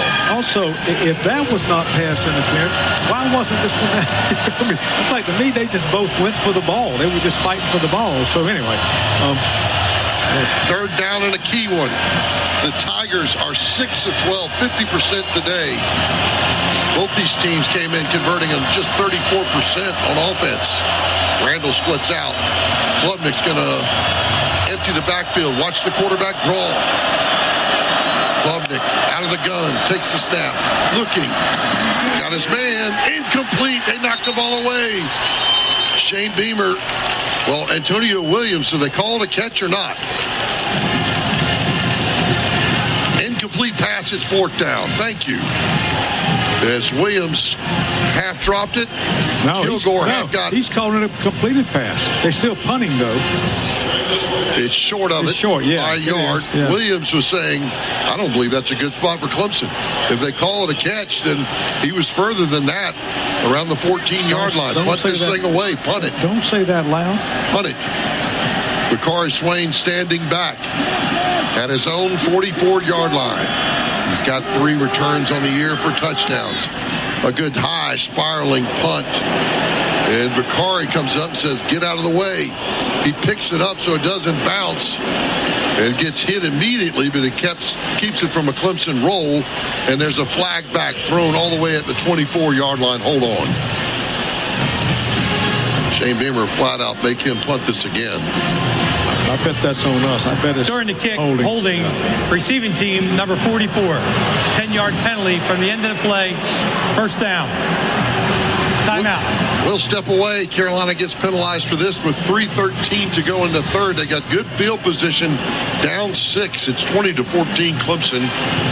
This is Carolina football from Learfield. And now Rasul Faison will come into the ball game with Lenoris Sellers. Sellers 13-19, 254 and 2 touchdowns. Hadn't had one since the first half. Clemson looks like they want to pressure again. They do off the edge. And Lenoris going to keep it himself. He gains a couple up to about the 39-yard line, and he's hit hard on the play. We'll call it a gain of 4. Actually, both those runs look good. Lenoris keeping it and Faison running it to the right side. Yeah, Faison was wide open that time. I don't think anyone touched him because they all spined Sellers. So I'm sure our coaches, Coach Fury and all, now the interim offense coordinator sees that sitting by us up here. Good 1st down play, though. 2nd down and 6. And a gunned out route thrown towards the Gamecock bench to Nick Harbor, who pulls it in his stomach right around the marker. Let's see where they spot it. That's a good and spot. That's a 1st down. Yeah. Good spot. Way to go, Nick. By the way, good job by him getting to the distance. Yeah. Boy, Lenoris is throwing it really well today. That's a 6-yard strike and moves the chains. Good job by the official, too. 2:18, 2:17 to go in the 3rd quarter. Carolina down by 6. Harbor's called 5 today for 103. Came in with 4 games straight of touchdowns. Got one today as well. Sellers, Harbor, and Dre Jacobs into the ball game, but we're running up the middle, and it's Faison got some room into Clemson territory down about the 46. Nice job pulling through a couple tackles. Will help. Finally takes him down, but he is at the Tiger 46-yard line. Carolina going quickly. It's an 8-yard gain on the play. Lenore's back under center. Pulled back into the pocket. Going to go quick out right. That's Jay Jacobs. Another stop route on the edge and down to the Clemson 40. I think Mike Furry's found something, Tommy, outside, and that is the 6-yard little hitch route. It's been open all day long. That's a 7-yard gain of play. Yeah, it's just a hitch route and just come back to the angle to the sideline. He throws it high and outside, and hopefully the only way that anything bad can happen is it goes incomplete. Tigers making some substitutions with 1:10 to go. Carolina at the Clemson 39-yard line. Jaden Sellers, pup goes in motion. They'll hand off inside, and he's on with a great move. Now another inside the 30, knocks the official over again. Get out of the way, umpire. That's the second time you've gone down. A 16-yard gain. What vision by number 1. Oh, that was pretty. I'll tell you one thing, though. What also, the RPO, and Lenore's is reading it better now. He knows that it's hard for him to run it. They're spying him. Faison, good blocking up front. Faison running, and as you said, Todd, good heads up running, good vision. 1st and 10 now at the 23. Lenore's to throw it.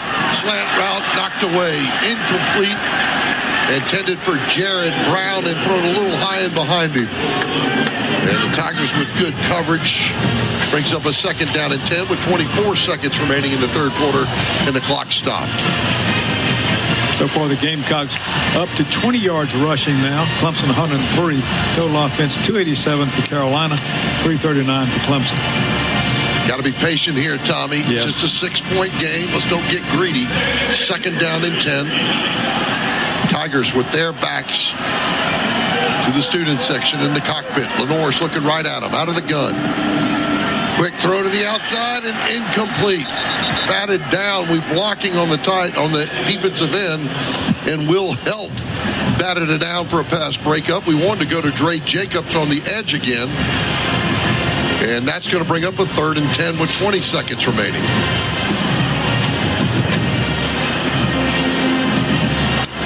Jacobs comes back in. Brady Hunt stays in as well. Barber split out left side. We don't convert here. It'd be a 41-yard field goal attempt. And Lenore's backs up, shakes the face mask, puts the hands out. They rush 3. Lenore's up in the pocket. Got a corner route, incomplete. And that's picked off in the end zone. The Tigers have got it. Who came over the top. It was thrown out in front of Harbor, and that's the play you can't have, Tommy. You're set up for the field goal down 6, and you throw a pick in the end zone. Yeah, the safety, I believe it was, came over and picked it up. He had the cornerback beaten that time. The pass was okay there, a little bit further maybe than it should have been, but the safety came over and was spying the route and made a good catch. Ricardo Jones, you're right, rolled over the top. I'm sorry about that as it went from sun to The ruling shadows. on the field is an interception. The play is under further review. They're going to take a look at the interception and see if Jones actually brought this one in. Tommy described it perfectly. You just can't tell from that angle whether he brought it into the ground. This official review is brought to you by Cool Care Heating, Air, Plumbing, and Refrigeration. Need a new HVAC system or new hot water heater? Let Cool Care give you an assist. They can repair and install most any brand on the market today. Give them a call or visit coolcarehvac.com to schedule an appointment today. The guys in the booth say we don't think that's good, Tommy. Did he have control or not? Your thoughts? I don't see it as enough to overturn it, but I can't tell really. That's a bad view right there. We're watching the video replay up here, folks, on our monitors, and we can't tell, but we'll see. Must be hard to tell because the officials. I guess it's the ACC. I mean, this is crucial here. This is crucial because it could be a 41-yard field goal attempt. Oh, yeah. Look, the ball's definitely rolling out on that view, Tommy. Okay. They had the pylon cam. Now, I say that. I'm as confident as I've been when I've seen that one now. The pylon cam is the best one.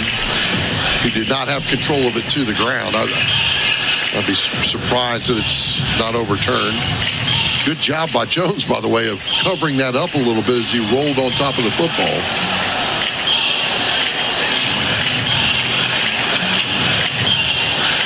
The shadows here falling over the lights at Williams-Brice Stadium into that northwest corner where the play happened.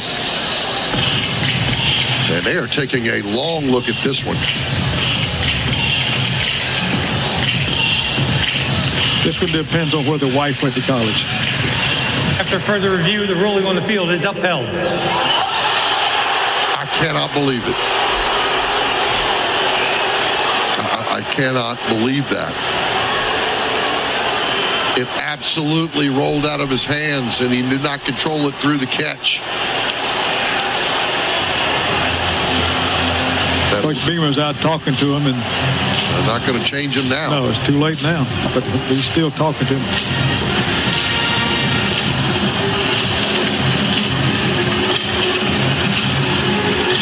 Another missed opportunity for points for Carolina, and a turnover for Lenora Sellers on the day. And Cade Klubnik, with that 6-point lead of 13 seconds remaining in the third, takes back over for Clemson.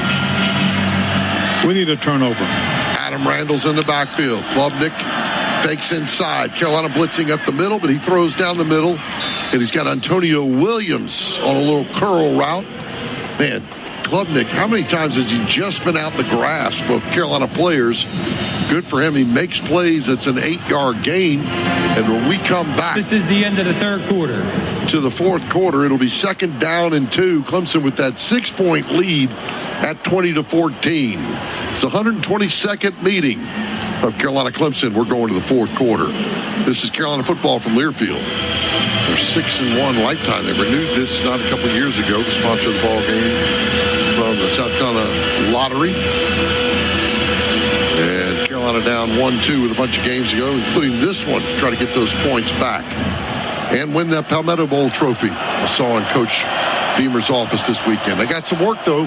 2nd down and 2 as we start the fourth quarter for Cade Klubnik, who's now going south to north towards the fairgrounds. The senior quarterback going to run it himself on a counter play and gets to the edge. Carolina trying to track him down on the sideline. They do.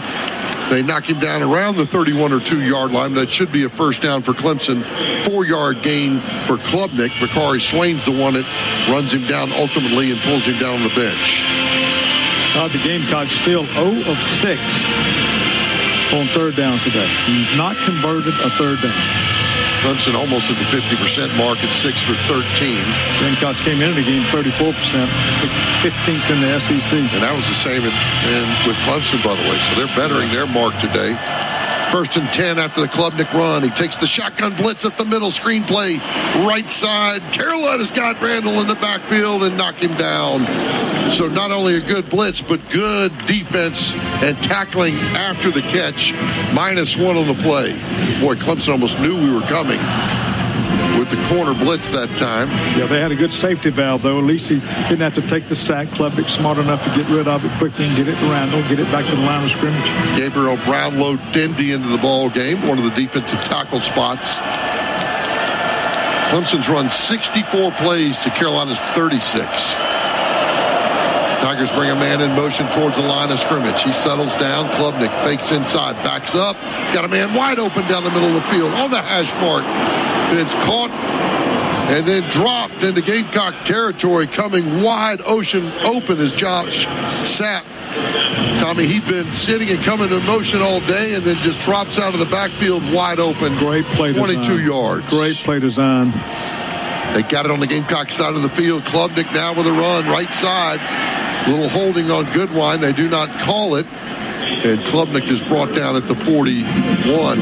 I'm convinced now we're not going to get a call today. We just got to go take this game on our own. 13 minutes to go in the ball game. Clemson going in a hurry, but Carolina's got the substitution rule to bring in Troy Pikes and a couple of guys, including JT Gear, to slow them down. 3 wide receivers into the boundary left side. Klubnik back to the ground game. Handoff inside, stood up on the play. Nice job by Troy Pikes, and there's a flag thrown. Shane Beamer is pointing at the Clemson Tiger side of the ball. 3-yard gain, but hold on. False start. Illegal formation offense, more than 4 players in the backfield. 5-yard penalty, replay 2nd down. I don't know what else the ACC is doing, but they're emphasizing that call, Tommy.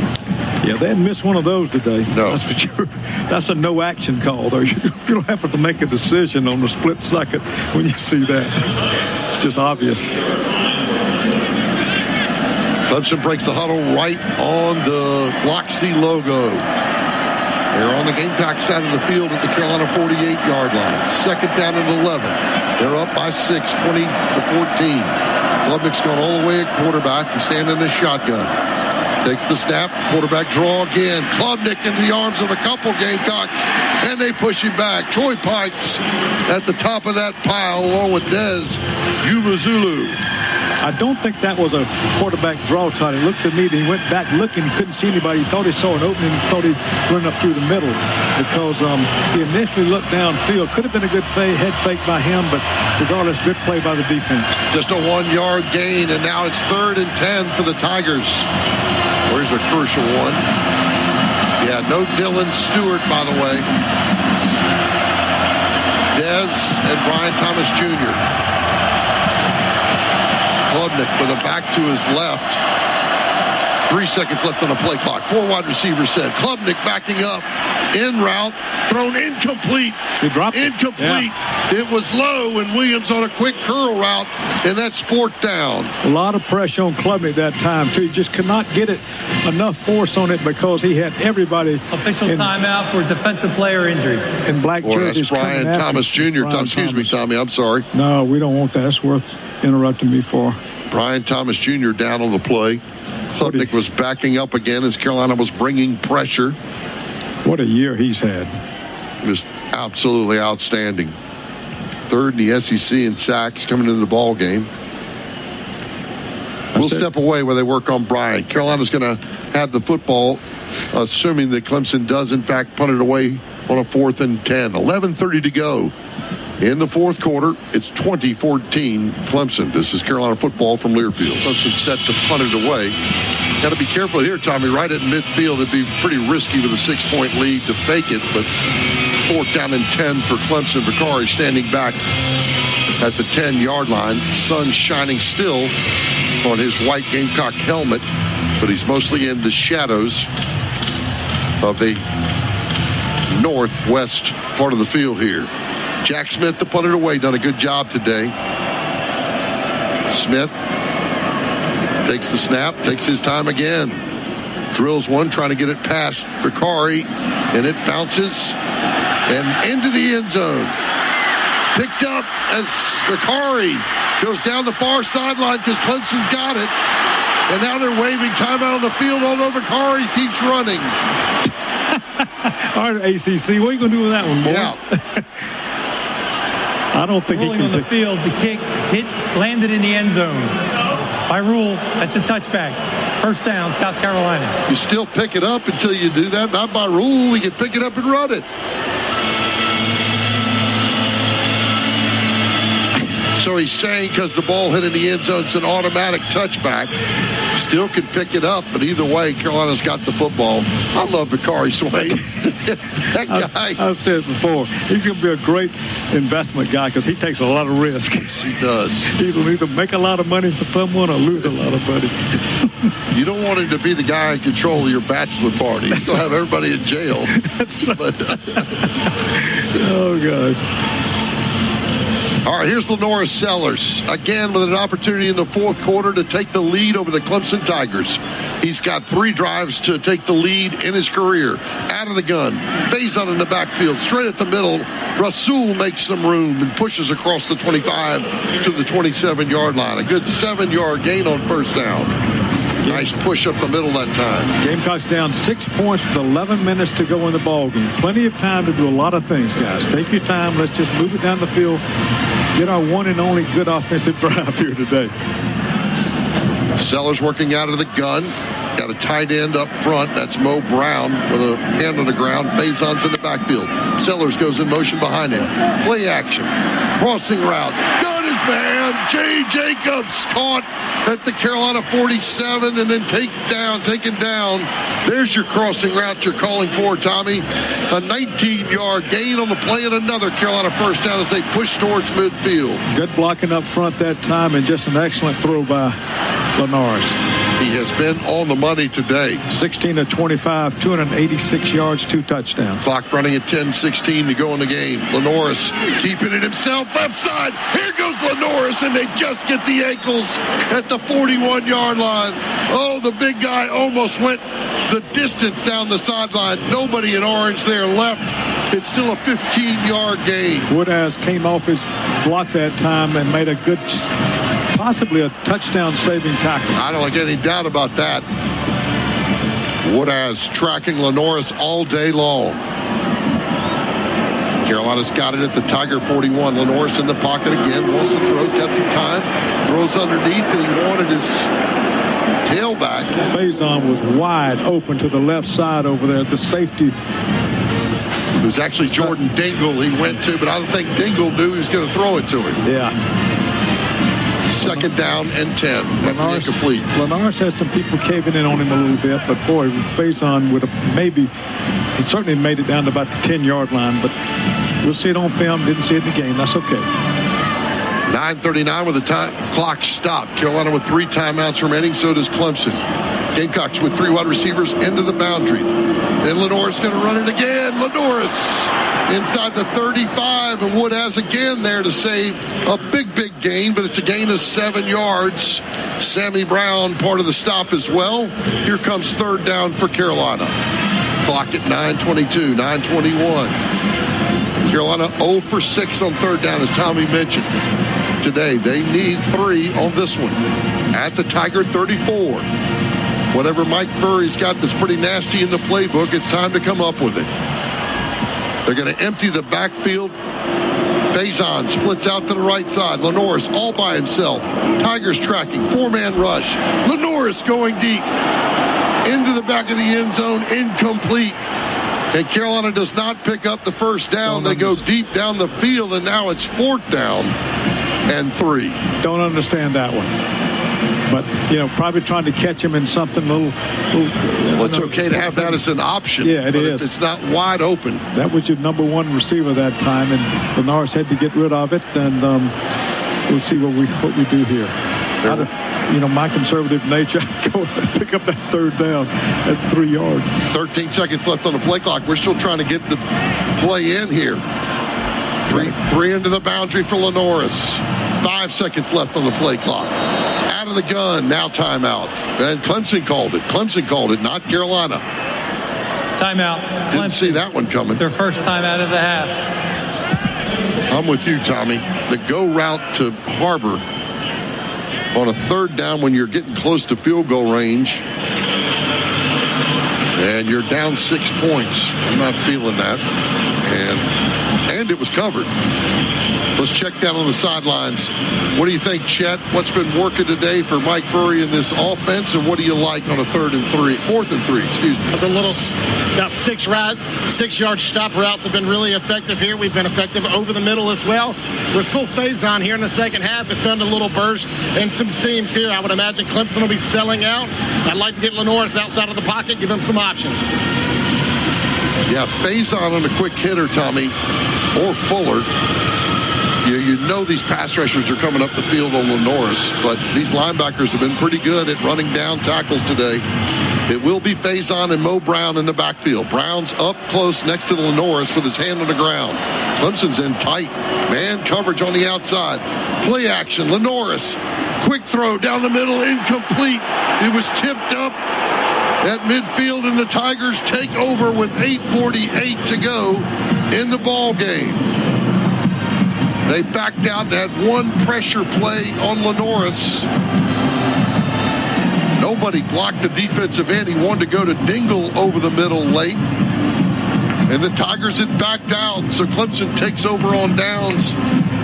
They lead it 20-14. This is Carolina football from Learfield. Good news here, Brian Thomas Jr. back into the ball game. He went down, got helped up on the last defensive series. The bad news is Clemson takes over again on what was the most productive drive, probably the ball game, Tommy, that was not a quick strike. Here's Clemson quickly back up to work. And they got 3 wide receivers into the boundary, and that's a direct snap to Antonio Williams.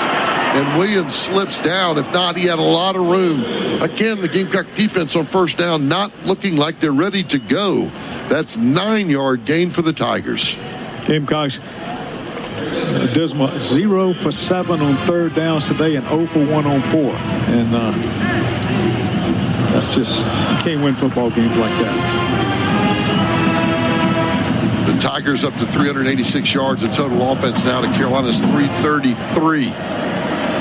3 wide receivers to the wide side of the field. Now that's to the left of Klubnik. He's got Adam Randall in the backfield with him. Now the tight end comes in motion. Handoff, Randall straight up the middle. They're grinding on the Gamecocks right now, and they're into Carolina territory. Fred Johnson barely gets enough of him, but Peyton Williams takes him down. They move the sticks again. Yeah, they're going to do that. They're going to run. Body language looks bad on this defense. Yeah, they're going to run the football and get down and kick a field goal and try to just put this thing away the way our offense is playing today. So we got to do something. We got to get a turnover or something here. Time of possession today for Clemson, 33 minutes to Carolina's 18. 2 backs in the backfield. One of them's a tight end. It's going to be Randall again, left side. We miss a tackle again. Golly. Randall with a good cut, gains 8 yards. We had him in the backfield. Fred J.R. Johnson's got to keep his head up there. Got in the hole, Tommy, where he's supposed to be. And of all the backs we face, with no disrespect, Randall not the most nifty of them. Yeah. Johnson's got 8 tackles today. He could have had 15 probably, as you said, Todd, if he'd have kept that head up. But urgency. Where's the urgency? 6:49, 48. Second down and 2 yards to go. Klubnik working out of the gun. Klubnik going to run it himself. Right side now plays option play, back shoulder throw and knocked away. Kilgore with a great job on Antonio Williams. I mean, how hard that is to do, Tommy. Yeah. All out there in the open field. Klubnik running it, then going to throw the back shoulder play, and then Kilgore with a great job of ripping the ball out of his hands. And here comes 3rd and 2. Do a good job that time of just reading the receiver. When he turns around and gets his hands up like the ball's coming to him, it's coming to him. So you play it then, and Kilgore did a great job instinctively, athletically, to do what Todd said. They like Klubnik running in these circumstances. 4-man front for Carolina. 3rd down and 2. The ball at the 39 of Carolina. It's handoff inside. Randall's got it easily. Pushes inside the Carolina 35-yard line. A 4-yard gain on the play. Gamecocks have played a lot of defense today. Been on the field a bunch. Shane Beamer just motioning to his front. Punch the ball out. Punch the ball. We need a turnover. Clock running at 6:12, 6:11. Need some leadership on that defense. Somebody to walk around and pat them on the butt and say, let's go, guys. Somebody to just really take charge.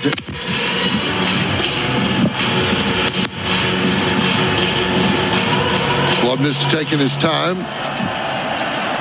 That's his tight end over to the right side. They'll run it again. Randall gets hit in the backfield. Nice job, Troy Pikes. Penetration play, -3 on the play with 5:42 to go. Bring up a 2nd down and 12. Tigers with 2 timeouts to Carolina's 3. It's 20-14. Shadows popping on the field now. As we're 3:02 in the afternoon here in the 122nd meeting ever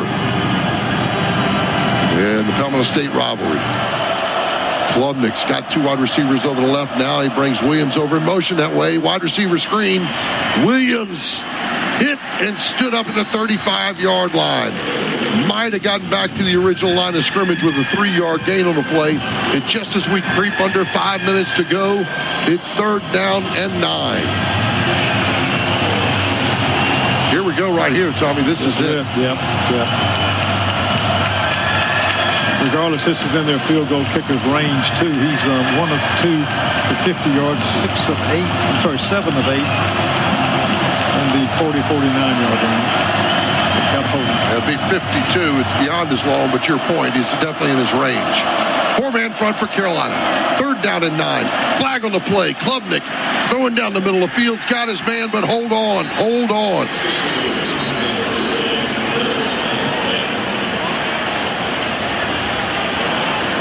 Illegal formation offense, more than 4 players in the backfield. 5-yard penalty, replay 3rd down. My gosh, that's a 3rd on the Tigers today, and Carolina's got one of its own. Yeah, that's clearly an emphasis in the ACC. Thank goodness we needed it there. Yeah, we've they seen had the that crossing route they wanted. We've seen that in the SEC too, so being fair. JT Gear and Brian Thomas Jr. are the pass rushers.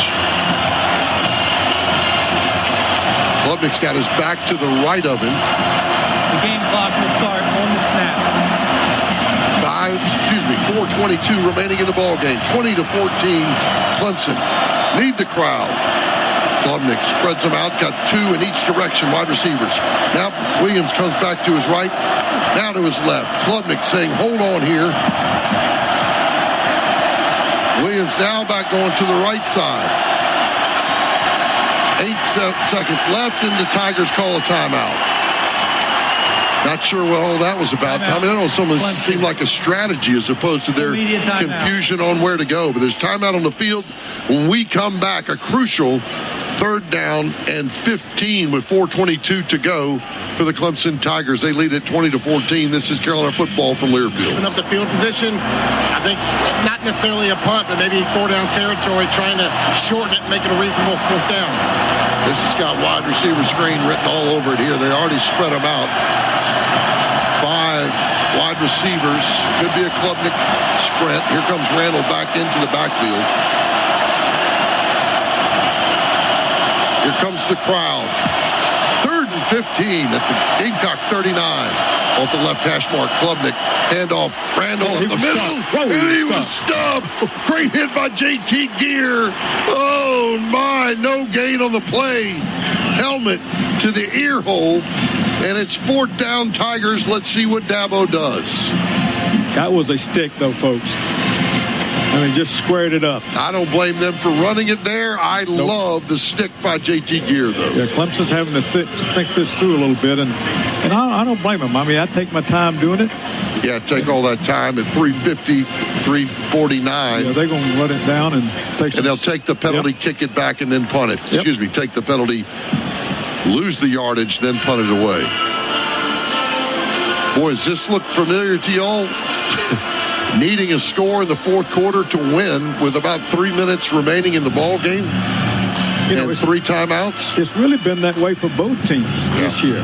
Clemson's had a little trouble scoring and finishing strong in the 4th quarter. Game. And I'm referring specifically to last year in Memorial Stadium. Please reset the game clock. I'm referring 3 to this minutes, year. 36 Yeah, seconds. the whole year. 3 minutes, 36 seconds. Certainly Carolina struggled with that, but last year, Lenoris was 13-21 for 164 yards. He rushed 16 times for a career-high 166 and 2 touchdowns.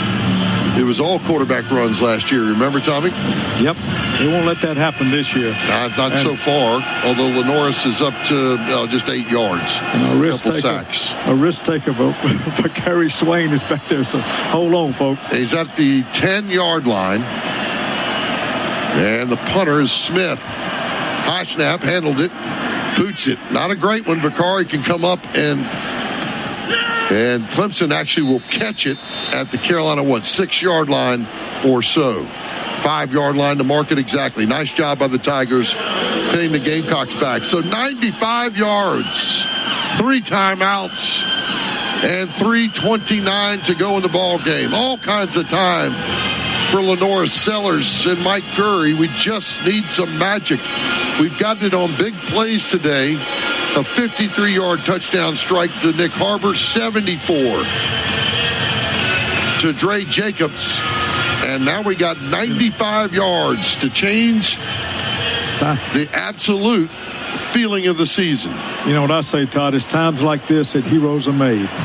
Sellers, Harbor, Jacobs in the ball game. Faison's in the backfield. Nick throwing curl route, knocked up, and is picked off.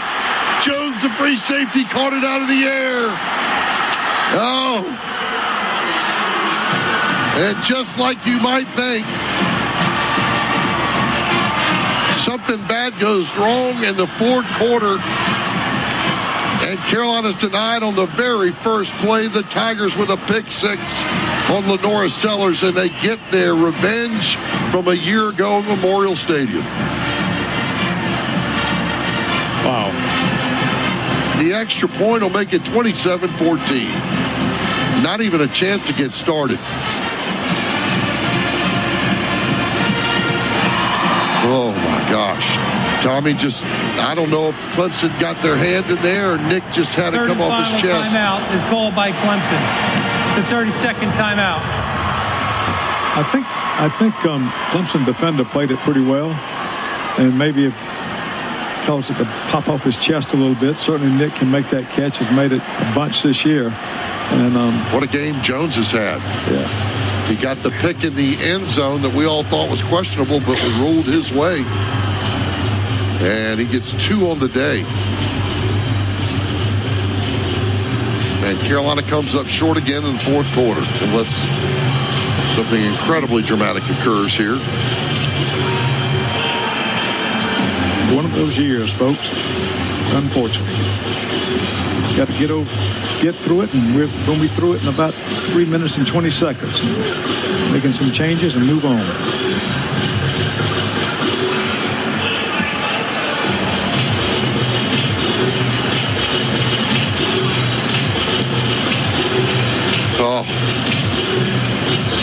Lenore's had nothing go wrong a year ago in this ball game, and the Tigers are going for 2. Klubnik will get under center. Ball in the middle of the field. He's going to roll right, throw out in the flat. He's got it. So simple. So simple. Yep. Yeah. That's Adam Randall, and that makes it a 28-14 game. So simple and too easy. Randall out of the backfield. A couple big plays.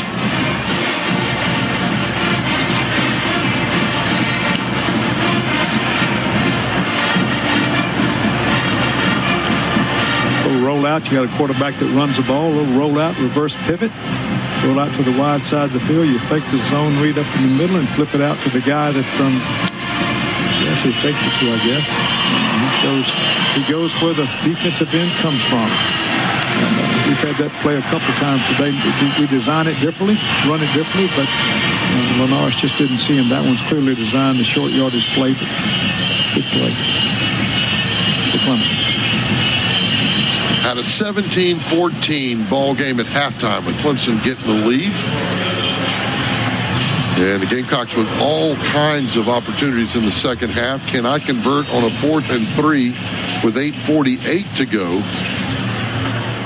at the Tiger 34-yard line. And they now had the ball with 3 timeouts and 3:40 or so go and get a pick on the first play. Here's Robert Gunn to kick off for the Tigers. A bullet and out of the back of the end zone, touchback. Those timeouts remain, but now it's down to 3:20. And the Tigers with the 28-14 lead.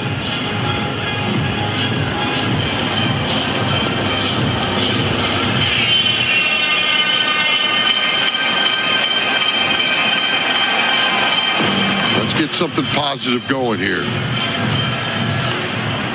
Yep, got to have a little something good here happen. See what we do. Faison's the back, 3 wide receiver set, same group that started the last series. 4-man front for Clemson. They bring him. Quick throw, it's high over the head of Jaden Sellers. And 2nd down and 10 upcoming with the clock stopped at 3:16. Clemson's playing those safeties back really deep now, Tommy. Yeah, don't blame him. Yep. Get Lenore either the throw underneath as he was trying to there, or maybe run the football himself some. Got a spy in the middle and one back deep. Lenore out of the gun again. And the pressure is coming from Parker. Lenore's trying to take off and runs and steps out of bounds on the Clemson sideline with 3:08. Clock is running, actually. Why did it not stop? 2:59.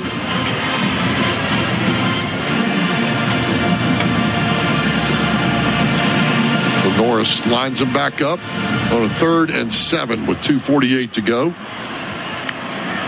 Snap it back. 3-man rush this time. Good throw to Nick Harbor. Nick's got the first down. Now he fumbled it again. Yep. Another fumble. And so Harbor gives it up. Sammy Brown jumps on it. The Tigers can push this one away, although the Gamecocks still have those 3 timeouts remaining. Gamecocks today, 4 turnovers, 2 interceptions, and 2 fumbles. Clemson, 1 interception and no fumbles. So. You said turnovers will be a part of it. It has been the last couple of years. Whoever did make the mistakes today wins it. I look back to some crucial calls, the pass interference down here, and of course us unable to convert here in the 4th quarter with 8:48 to go. That was big time. But other than that, Clemson's kept it a little cleaner today. Yeah, and I think the other thing, Todd, we've talked about a little bit is Gamecocks on 3rd downs today, 0 for 8. Clemson 7 of 16. Both teams came in somewhat anemic in that category. Gamecocks 34%, whereas Clemson was 34% too. So Clemson runs it with Randall up the middle. The 2 safeties collide to stop him. Williams and DQ Smith. Timeout Shane Beamer. 2:32 to go. South Carolina, their first timeout of the second half. This is a 30-second timeout. You know what worries you, Tommy, and I think I know the answer to this, but we'll talk about it collectively, is as strange as it is when you come through an off season to think you've got some pretty good leaders, to think you've got things handled in that regard, and that this is not all leadership, and then it doesn't occur and you don't have closers late in the ball game when a year ago you did. You know, how do you shed that going forward? That's the problem, is can you diagnose it or can you add to players that'll help you out? And you and I know a couple of those guys who were on the team a year ago to get that done, including Rocket Sanders, Demetrius Knight, a couple other players who know, Torricelli Simpkins in the offensive side, several defenders in that front 4, but that's clearly a missing piece this year. Now you got to be able to go get it back. Clemson, after the timeout, gets under center. Klubnik going to run the football. And Randall will just eases into that line at the 35. Timeout, South Carolina, their second of the half. 30-second timeout. Todd, I think the thing we never mentioned much, too, is offensive line-wise last year. We had some guys up there. Simpkins was a great player, and obviously a veteran center. Yeah, they've just been around a while. They played. They were good leaders in their own right. I think the other thing that you have to think about was last year the norm, or is this year the norm? Right. And I think last year was the norm myself. But you've got to, as you said, you've got to go find those players and put them in a situation where they can not only perform, but they can lead. And I think also, again, Lennar Sellers surprised the world last year to a large degree. Everyone knew he had talent. He had big games, big plays in big games and this kind of stuff. He had veteran receiving corps to a large degree. This year, he didn't have that. He had young freshman receivers, and everybody knew who he was, so they spied him, made him doubly hard on him.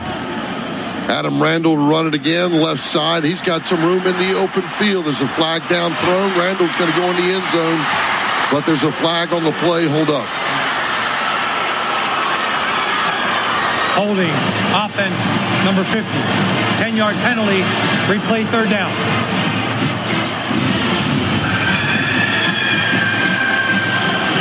Holding on Sadler, the offensive lineman. Keeps the Tigers out of the end zone for the moment. 2:19 remaining in the ball game. So we got to hire ourselves a coordinator, make a decision at offensive line coach, or filling another void if you keep Sean Elliott there at that position. Bring in a tight ends coach or make some shifting around. Not a great year to try to hire head coaches, but it's a good year to hire coordinators with all the turnover. some guys trying to move up. So there's some options out there. I think it's a pretty good option, too, to get some good players in here through the portal. Because if you hire the right coordinator in the right place and bring players with him, as happened to Vanderbilt a couple of years ago with Coffee. And Klubnik wants to fake it. Going to throw the ball out of bounds. He wanted to try to sneak his tight end out. Dez was pressuring on the play on Klubnik. And with 2:13 to go, it's 4th and 15. Carolina's turned it over 4 times today. Had 348 yards of total offense to Clemson's 415. All the points came in the first half, Tommy, on big plays. But nothing sustained today from an offensive standpoint. Average play today for the Gamecocks, though, was 7.4 yards because of the two long passes of, 75 and 53, I guess, and 74 and 53. Clemson will line up to punt it. Nobody back for the Gamecocks. It's Jack Smith. Stands at his 40. We come. Smith gets it off. The Tigers down there trying to field it, and it bounces at the 5 and be taken down at the 4-yard line. We've had the worst field position today collectively as I've seen. Yeah, we had some bad ones in Texas A&M, but we did. Yeah. But this is, I agree with you today, it's as bad as it gets. All right, Lenore Sellers so far today, 17 of 31, 298 yards, 2 touchdowns, but 2 interceptions. He's run the ball 9 times for 11 yards. His longest game was 13, which he's been sacked a few times as well. Faison's a leading rusher, 5 rushes for 37 yards. Overall, the Gamecocks only have 50 yards rushing today. 2 things have got to improve: rushing the football and 3rd down conversions going into next year. Faison's in there now. Zanor's backs up. Going to throw a crossing route. He's got his little brother pup. Jaden Sellers makes the catch around the 28-yard line, pushes it up to the 30, and that'll move it to the 2-minute timeout. Don't throw it to him unless you want him to catch it. Because I'm going to tell you one thing. This is a 2-minute timeout. He will do it. 2-minute timeout. Clemson in control, 28-14, 1:56 remaining. We'll be back. This is Carolina football from Learfield. So a lot of work to do in the offseason. Some coaching decisions, recruiting, as usual. No matter how you do. Tigers are going bowling. This will help their chances. They slide up to 7 wins to finish the season, but neither program satisfied with where they are right now. Here's Lenore's. Now they're set for play again. Faison to his left. Out of the gun, wants to throw. It's got time. Guns it down the middle. There's Jaden Sellers, and they knock it away at the last second. Great throw. In and out of the hands, and the Tigers rip the football away. And that'll bring up 2nd and 10 with 1:51 to go.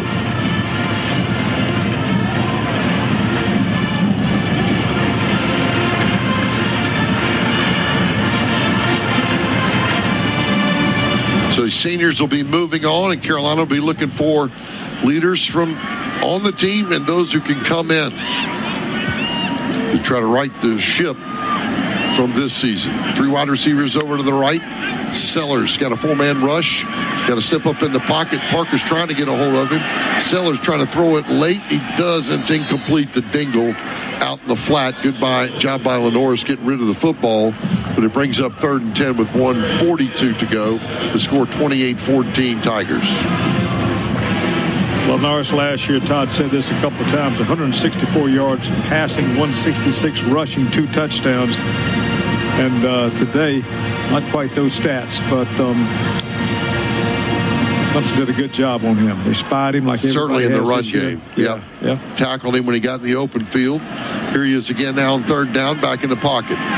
Dumps it down to Faison. Faison's got the 1st down, but he's got to go underneath. And at the 39-yard line, his offensive linemen pull him up quickly after the 1st down. 134 to go in the ball game. Guys got back to the line of scrimmage quickly. Nice job. Lenore's calls for the football again. Throws it and batted down. Another spy linebacker waiting on Lenore, Sammy Brown, who's had a good game for the Tigers. Yeah, I think Clemson's defensive strategy was not only to spy on Lenoris, but also they just said, look, they felt like the only way we could beat them was Lenoris had another big day, and done a good job with that. Well, he had 332 yards passing. Problem is he didn't have it rushing today, and they sacked him 3 times. And Lenoris, 11 yards rushing. And I can't remember an escape for a long yardage gain for Lenoris, which is what he made his you're right. everything on a year ago. Yep. Plus the offensive line held the guys out. Had plenty of time back there, and he did some pull. It seemed like he pulled away from one guy. This time he's got to pull away from 3. 3rd and 10, 1:17 to go. Lenoris gets hit in the backfield just as he's throwing it. And it'll be 4th and 10 with 1:14 to go. I'm just surprised, Todd, that we haven't moved the pocket more. I know I've been saying that all year long, and people are probably tired of hearing it, but it just seems to me it's so obvious when you've got issues up front, particularly in the middle of the up front offensive line, that we don't move him away, take away the several things the defense is trying to do, and buy him a little bit more time and run patterns to the other side, drag tight, all that kind of stuff. We just haven't done that this year at all. Certainly not today. And here's Lenoris to Jaden. Jaden holds on to this one down the seam, and it's a first down and a flag on the play. That's probably targeting head-to-head contact. As Sellers has a word with the safety for the Clemson Tigers. A 21-yard gain with 1:08 to go.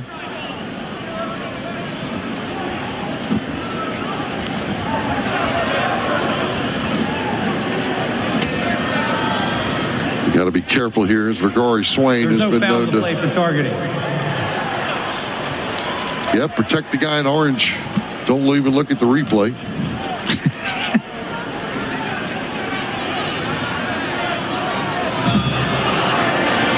Certainly led with the crown of his helmet. 1st and 10 for the Gamecocks at the Tiger 40-yard line. They're down 28-14. Lenoris in the pocket again, dumps it down. Jaden makes the catch, but has to fall down immediately at the 30 with 57 seconds remaining. Carolina still got 1 timeout. And I've said it before, I'll say it again. Don't throw it to him unless you want him to catch it. He's got skills. Yeah. Stepping up is Lenoris. Pump fakes, trying to get away from the linebacker, Sammy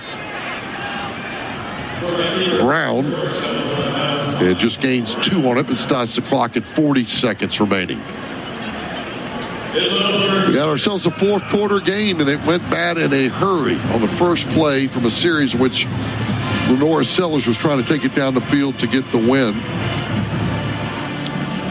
A pick 6 kind of put this one in the rearview mirror. And this is just for pride right now with 40 seconds to go. 1st and 10, Lenoris in the pocket. Under pressure again. They drop him again with just a 3-man rush. And got to call timeout now.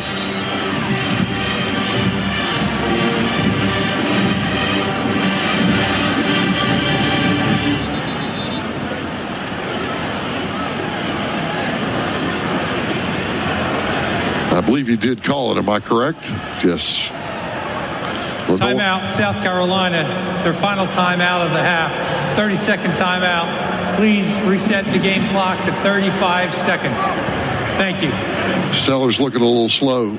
Tell me, what do you think about his decisions and overall valuation, opportunity to go on to the next level? I have personally never felt like he would transfer to another school, but I do see a real opportunity where he's a player that coaches a coach, maybe several, but a coach could not pass on in the first round at the NFL. So I think he's got an opportunity to probably go do that. I may be wrong about that evaluation. I don't think everybody's going to love Lenoris Sellers, but he's got such an upside. I think somebody might take him in the first 32, 35, 40 picks. That might be hard to turn down. I don't know what he does. I think he and Lane Kiffin got 2 good big decisions to make, quite honestly. I think somebody's got to take him because of his talent level. I think he's got a lot of things to work on, a lot of fundamental things to work on. Didn't have a good year there. A lot of it was the offensive line up front, though. Lenore's in trouble again and just appropriately goes down for what's likely to be one of the last plays. Is sacked one more time. He's the second most sacked quarterback in the country this year. And they'll take that into consideration. Getting back to your question, the pros will look out here and say, that guy's got raw talent, raw talent. Was he coached well? Who knows? He certainly didn't have the best offensive line. That hurt him some. So just a couple seconds remaining in this ball game. And with 2 seconds, they throw it to Dre Jacobs, who catches it, steps out of bounds. Yeah, I think last year we gave up 41 sacks. This year we're right at 41 again. So, and I said this a few times. We go into the Ole Miss game. We had given up 33 at the time. They'd given up 8. A&M, Texas A&M had given up 8. We played them a few weeks ago, and so it's just got to do something about it. You're not going to get any quarterback to come in here and play well with that type situation. Lenore's in the pocket again, throws it, and it's caught on the outside, Dre Jacobs, but that'll be the final play. And the Clemson Tigers will win the 122nd meeting of the Carolina-Clemson rivalry. They come to Williams-Brice again. And with some late game turnovers taken, winning 28-14. Carolina still not won in this series at home since 2013. The final score, Clemson 28, Carolina 14. We'll start to recap today's ball game in a few moments on the Carolina Locker Room Report. You're listening to the Gamecock Sports Network from Learfield. A solemn Williams-Brice Stadium as the Gamecocks fall to the Clemson Tigers 28-14 after another second half, which the Gamecocks were outscored. Let's go to Tommy Sutton. Chris, thank you very much. Not a good day for the Gamecocks, as we all know. The Gamecocks fall to the Clemson Tigers 28-14 to wrap up the 2025 season as they fall to 4-8 as they conclude the year. Gamecocks fall today 28-14 to the Clemson Tigers to go to 4-8 on the season. Coach, you mentioned 2 drives there in the second half. We had a 4th and 3 after a 3rd and 3 with 8:48 to go. We were heading to that south end zone. Talk to me, if you talked to Coach Furry, about we went deep to Nick Harbor on I think an inside slot fade route, didn't connect, and then came back on 4th down at their own 34-yard line. And then the next one was the interception. Really good play by Jones, their free safety, throwing it to Nick Harbor again, going up to the north end zone. That seemed to be crucial. One at the end of the third, and one with 8:48 to go in the ball game. Yeah, had some, critical turnovers, backed up. You can't do that there. And then the 4th down play was a stop they made. Good job by them. I mean, hindsight being 2020, you obviously can think about, calls you'd like to have back on that 4th down. And, we wanted to get Lenore's out of the pocket, and they did a good job bringing pressure with the 17, I think, off the edge and keeping Lenore's from getting out on the edge and weren't able to, connect on that one. But, again, our defense went out there and I think was able to get stops for us and get the ball back, and we just weren't able to score enough points in the second half. Coach, going forward from here, you got some timeline issues, including recruiting responsibilities and hiring an offensive coordinator. Now that we're done with the regular season, have you thought more about what you'd like to do timeline-wise and getting a hire for that position and the other staff positions? Yeah, we have a lot to get done here going forward. We got signing day on Wednesday, and I'm really excited about this signing class that we're going to sign on Wednesday. There's some day one difference makers on and off the field that we're going to bring into this program. A lot of them were here today and can't wait to be a part of this and know that they don't want to go through a season like this either, like we just went through. We'll meet as a team on Monday, kind of recap the season and talk about what's next with them. But there's a lot to get done in regards to hires on the coaching staff and other areas of the program. But there's we've this season was a really big disappointment in so many ways, record-wise. But, I also realize I think today was the 7th game that we've had this season that was a one-score game going into the 4th quarter. Biatch. We too deep. We too deep.